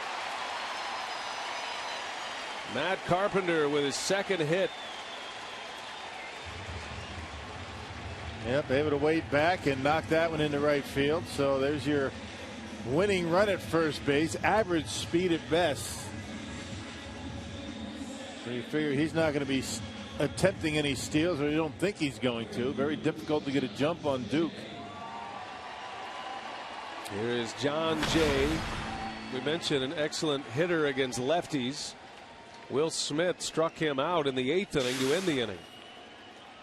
Brewers looking for a ground ball here to turn 2. And Jay, a big swing. He fouls it away. Duke left that one right down the middle of the plate. It was an incredible splits for a left-handed batter. Hitting .400 against lefties. Amazing. And a spot where Renicky plays the strength of his pitcher versus the hitter. Zach Duke, a little bit unorthodox left-hander with that sidearm delivery.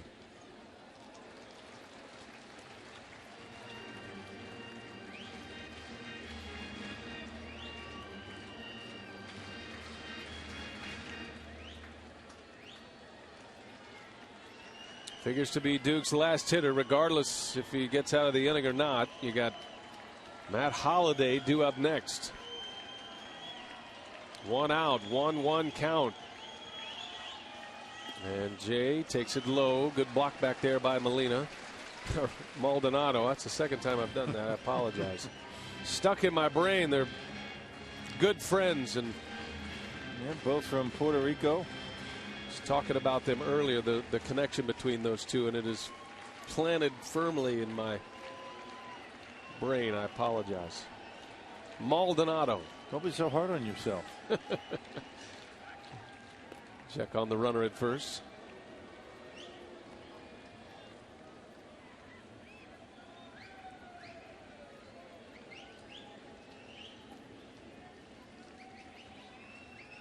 Man, to figure out a way to avoid having to pitch to that guy right there. He can end this one quickly. 2-1. And he misses down and in. So now it's 3-1, and Duke's going to be forced to put one in there on John Jay.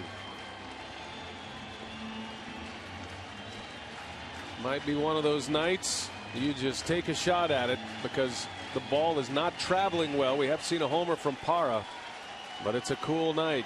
Can't afford to walk him here. 3 balls and a strike.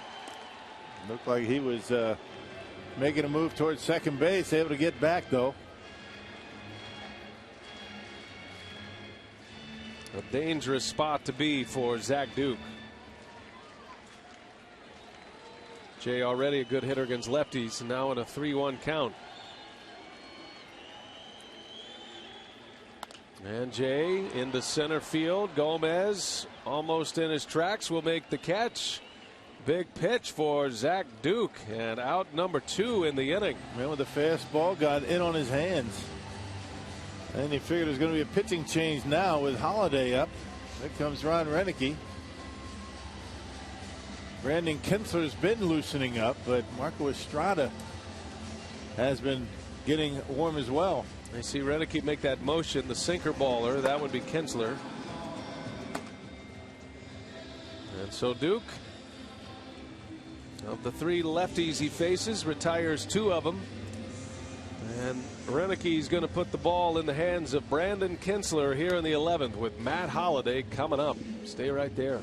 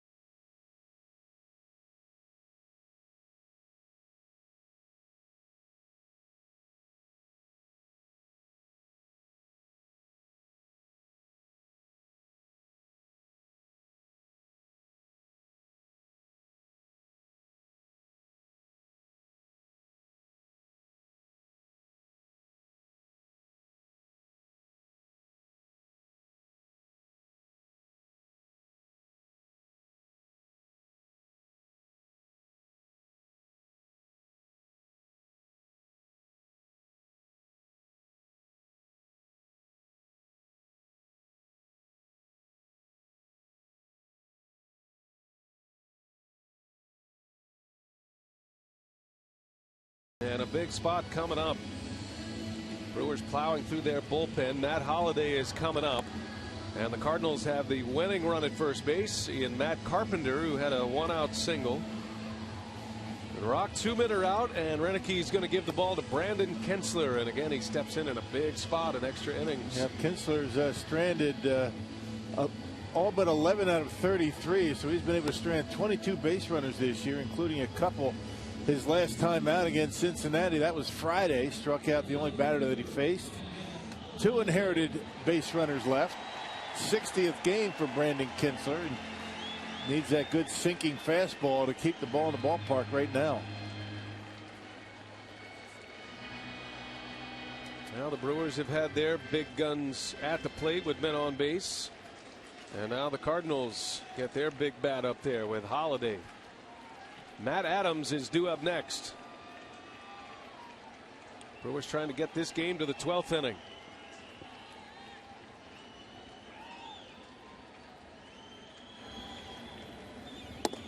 Strike. Started with a fastball in there. Yeah, Brewers have their outfield about as deep as you possibly can. Gerardo Parra is basically on the warning track and left. Gomez, Braun both deep. The only thing that will score that run in this at bat would be something to the wall. Have to avoid that.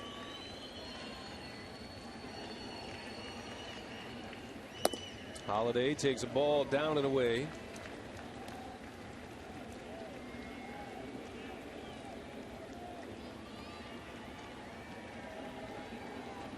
Holliday hasn't seen much of Kintzler this year, although Holliday does have a single against Brandon Kintzler. That was at Miller Park on the 4th of September.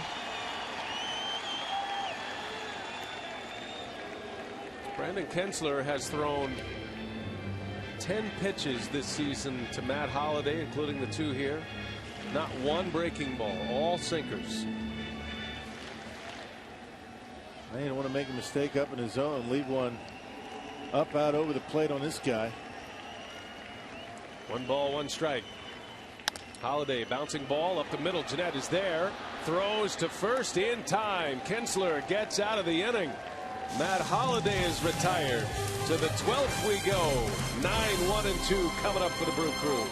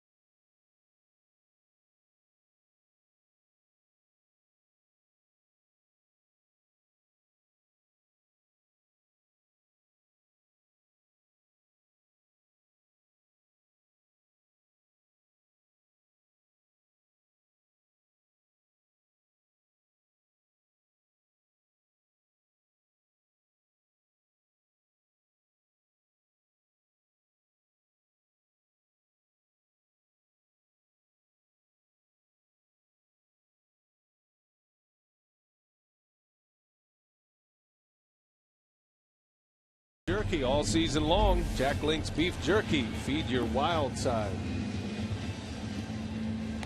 What else you got going tonight? Let's go to the 12th inning. Brewers tied it in the 9th. A blown save for Rosenthal. They're down to their last 2 outs in that 9th inning. Matt Clark with a sacrifice fly, and that's where we sit as we head to the 12th. Ricky Weeks is going to lead off. Kevin Segrist is the next Cardinal pitcher. Man, Cardinals have plenty of pitchers left down in that bullpen, including 5 left-handers, and Segrist the first to be used tonight. Having a rough time of it, a .621 earned run average for Segrist in game number 35. He's given up 5 home runs, more strikeouts than innings pitched for the Cardinal left-hander. You don't have anywhere to go tonight, do you? No, man, this is great. I mean, it's either that or sit in a hotel. Pennant race baseball. Kidding me? We're good. Just win. And our advice to you at home is the same advice that Ron Renneke has for his players. Just let tomorrow take care of itself. So just stay up and continue to watch. Exactly. It's what I'm saying. Just follow the game, let it finish out, and then let tomorrow deal with tomorrow. And don't worry about the alarm clock. Easy for us to say. Right.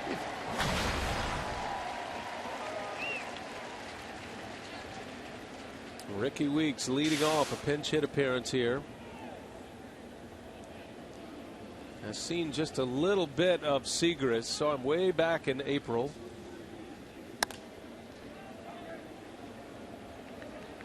You start to get into the position now. The Brewers have been able to weather the storm after you use your top relievers. They still have Frankie Rodriguez waiting to close the game if they can take the lead. But they've weathered the storm through the top relievers of the St. Louis Cardinals. Now you're starting to get into the middle relief. And Seagrass strikes out Ricky Weeks to start the inning.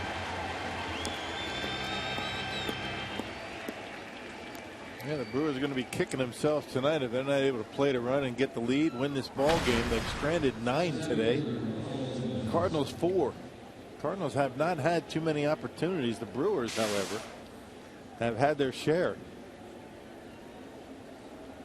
Gomez has a double this season against Seagrass. And the first pitch is upstairs for a ball.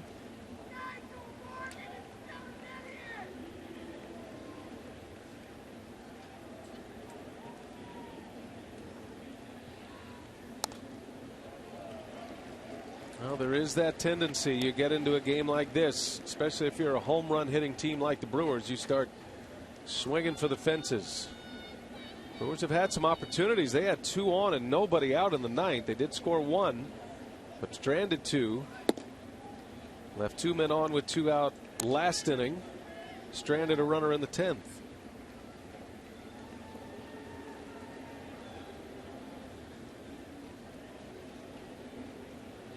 Two balls, 1 strike on Gomez.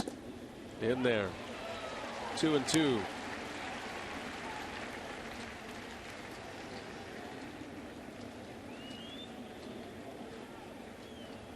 Just great pitching tonight, both clubs. Now here comes a big pitch. Pretty good fastball, 95 from the left-hander. Good take by Gomez up in the zone. Full count. And Gomez lays off ball 4. And again, the Brewers put the go-ahead run on. Gomez will reach with 1 away. And Renneke's going to pull back Scooter Gennett here. And he'll play matchup. Mark Reynolds will come on to hit.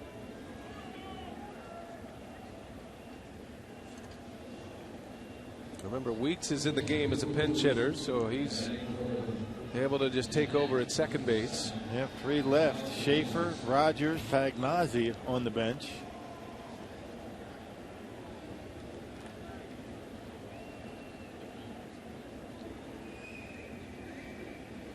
Mark Reynolds in a big spot. We'll see if he's feeling good about himself at the plate. And a home run on Sunday. 22 home runs for the year. Leads the club. He's tied with Davis.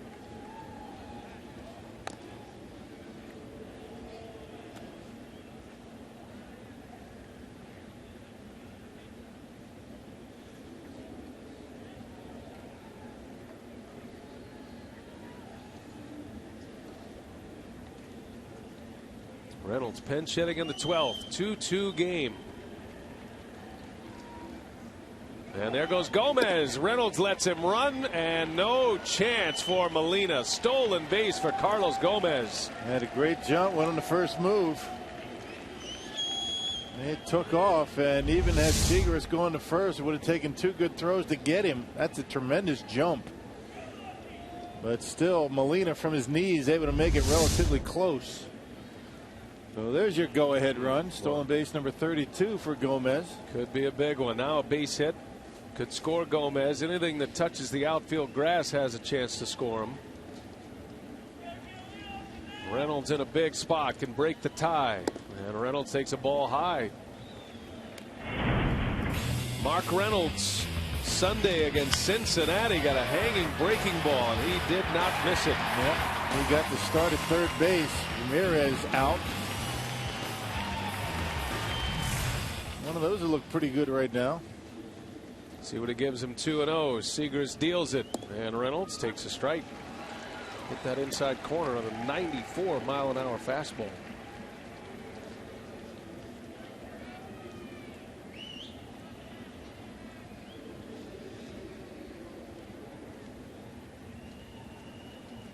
Brewers have had some big hitters in spots to drive in runs. Gomez got a big lead at second. And Reynolds rips one into left field. Holiday on the run and will make the catch. Boy, Reynolds hit it right on the nose. Kind of the way it's going, isn't it? A little bit more in the gap, and that's a run.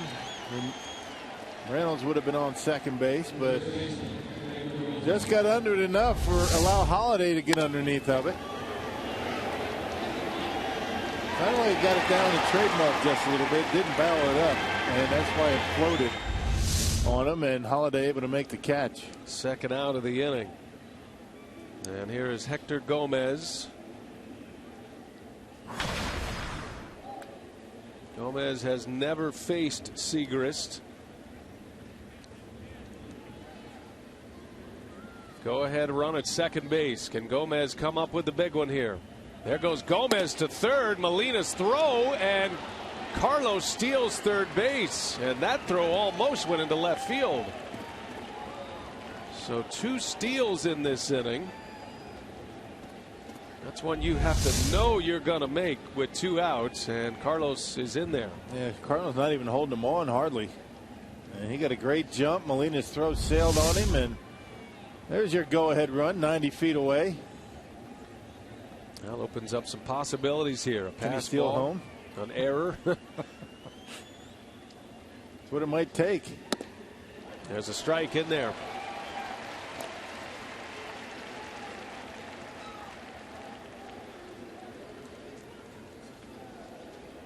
Well, Hector Gomez, think about this particular player. He's been playing a lot. He's been an everyday player in AAA. So he's used to being in the flow here. Got a big chance. The 1-1. Little flare. Shallow right field. Adams going back. That ball's down, and Gomez scores. Hector drives in Carlos, and the Brewers take the lead in the 12th inning. There you go. Well, Carlos Gomez able to steal a couple of bags, and then Hector Gomez able to drive him in. Well, the fastball got in on his hands and just able to muscle it over the head of Matt Adams. He didn't miss it by much. Yeah, maybe about 2 feet, and there's your go-ahead run for Milwaukee as Carlos scores the 3rd run of the night. How about Hector Gomez scoring the tying run, delivers the go-ahead run. Here is Maldonado, takes a strike. Carlos Gomez with the mad dash around the base paths. 3-2 Brewers.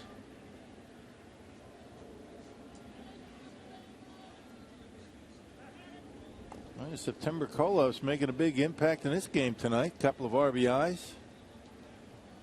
And Matt Clark, now Hector Gomez. Frankie Rodriguez ready in the bullpen. He'll have the bottom of the 12th. And it'll be one of the biggest save opportunities of his season. As Maldonado sends one to right center. John Jay is there. The inning is over, but Gomez getting the job done in the 12th inning. Carlos gets on, steals 2 bases. Hector puts the Brewers on top.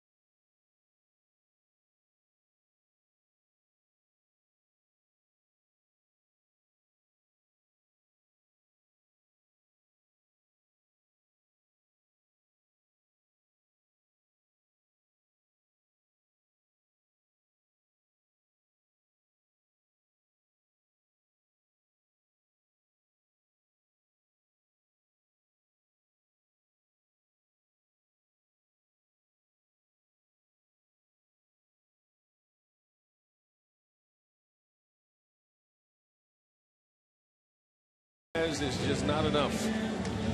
Carlos scores the go-ahead run. Hector Gomez drives him in, a September call-up who scored the tying run as the go-ahead RBI. He moves over to second base now. Mark Reynolds is going to stay in the game to play third. And the Brewers are going to give the ball to their closer, Frankie Rodriguez, on the mound. Matt Adams leads off. Yeah, picked up a win on Friday night against the Reds. That was that walk-off by Lyle Overbay. Yeah, pitched an inning, gave up a couple of walks, but struck out a batter. Fifth time that K-Rod has produced 40-plus saves in a season. And needs 3 outs for number 42. First pitch to Adams, down and in. Rodriguez is 3 for 3 in save opportunities against St. Louis this year. One of 4 pitchers with 40 saves in the National League. Rosenthal, a blown save tonight in the 9th inning. Matt Clark with a sac fly and an RBI. Been a lot of talk about the Brewers, and they get things turned around. They're going to need their big bats, Ramirez and Lucroy and Braun. It's been a night where some of the late additions have delivered. Matt Clark tied it with a sac fly. Had Gerardo Parra's home run in the 4th inning, and then Hector Gomez just giving the Brewers the lead. 3 big outs to get. 2-0 on Adams. Swing and a miss way out in front of a changeup. Yep, 2-0 changeup. Adams sitting all over a fastball. The count is favored 2-0.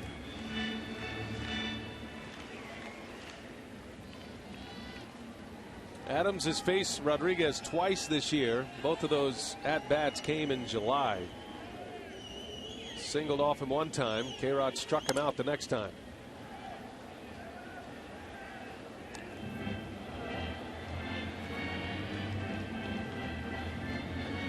It is interesting that Frankie Rodriguez against Matt Adams has thrown a lot of fastballs. His strikeout on Adams came on a changeup. You might see another one right here. Changeup. 2 balls, 2 strikes. And Adams rolls over one. Shift was on. Hector Gomez out at second, and there is out number 1. Yep, and it was a changeup, and it was very well located down in the strike zone. Now, you can make a mistake right down the middle of the plate with a changeup, as long as it's down around the knees, and that's where K-Rod left that one.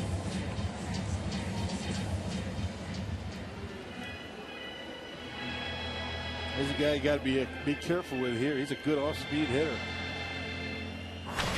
His home runs against Milwaukee have come on curveballs and sliders. Peralta loves that first pitch. Got to make a good one here to start the at-bat. This is low. The Cardinal leader in home runs, Johnny Peralta. There's another guy that has faced Frankie Rodriguez this year, but not for a while. You got to go back to late April, their last matchup.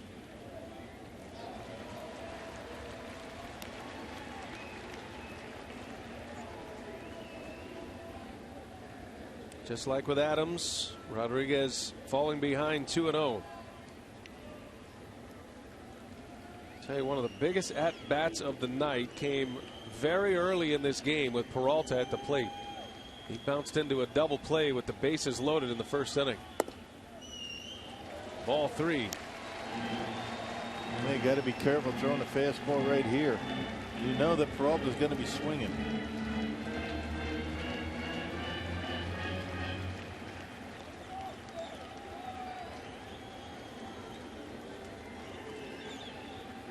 Three and 0.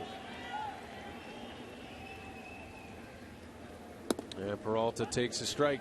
Right down the middle.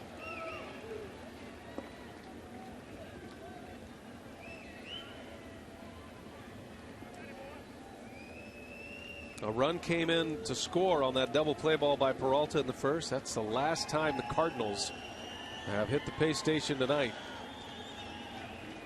3-1 pitch. Peralta sends one in the air to left field. Back goes Gerardo Parra. And he's got room to make the play. Yikes. Yep. And Peralta thought he hit it. He thought he got it, but not tonight. Wow, 3-1 fastball. I thought off the bat that was out of the ballpark. But the cold weather keeps it in here. Right there, Peralta thinks he has tied the ball game. But Parra able to go back right up against the wall and haul it in. Boy, didn't miss by much. Most parks, on most nights, that's a home run. Look at his reaction. How'd that not leave the ballpark? Parra went straight to the spot, made the catch for out number 2. Cardinals down to their last out. Here's Yadier Molina. And Molina swings away at the first pitch. A fly ball to right. Braun is under it, and that's the ball game. The Brewers win a big one tonight. Boy, big is an understatement right there. To come from behind victory, down 2-0. Well, what kind of pitching the Brewers threw at him out there tonight. What a win. In front of a near empty Busch Stadium in 12 innings. The Brewers clear them out, and they beat the Cardinals tonight by a final score of 3-2. Now within 4 games of the division. And they'll remain a game and a half back of the Pittsburgh Pirates for that National League wild card second spot. Gomez scores the winning run. Carlos, that is. Hector drives him in. And the Brewers win the opener of this 3-game road trip and series with the Cardinals. Time for Brewers Live. We check in with Jeff Grayson. He's in our Fox Sports Wisconsin studios. Jeff.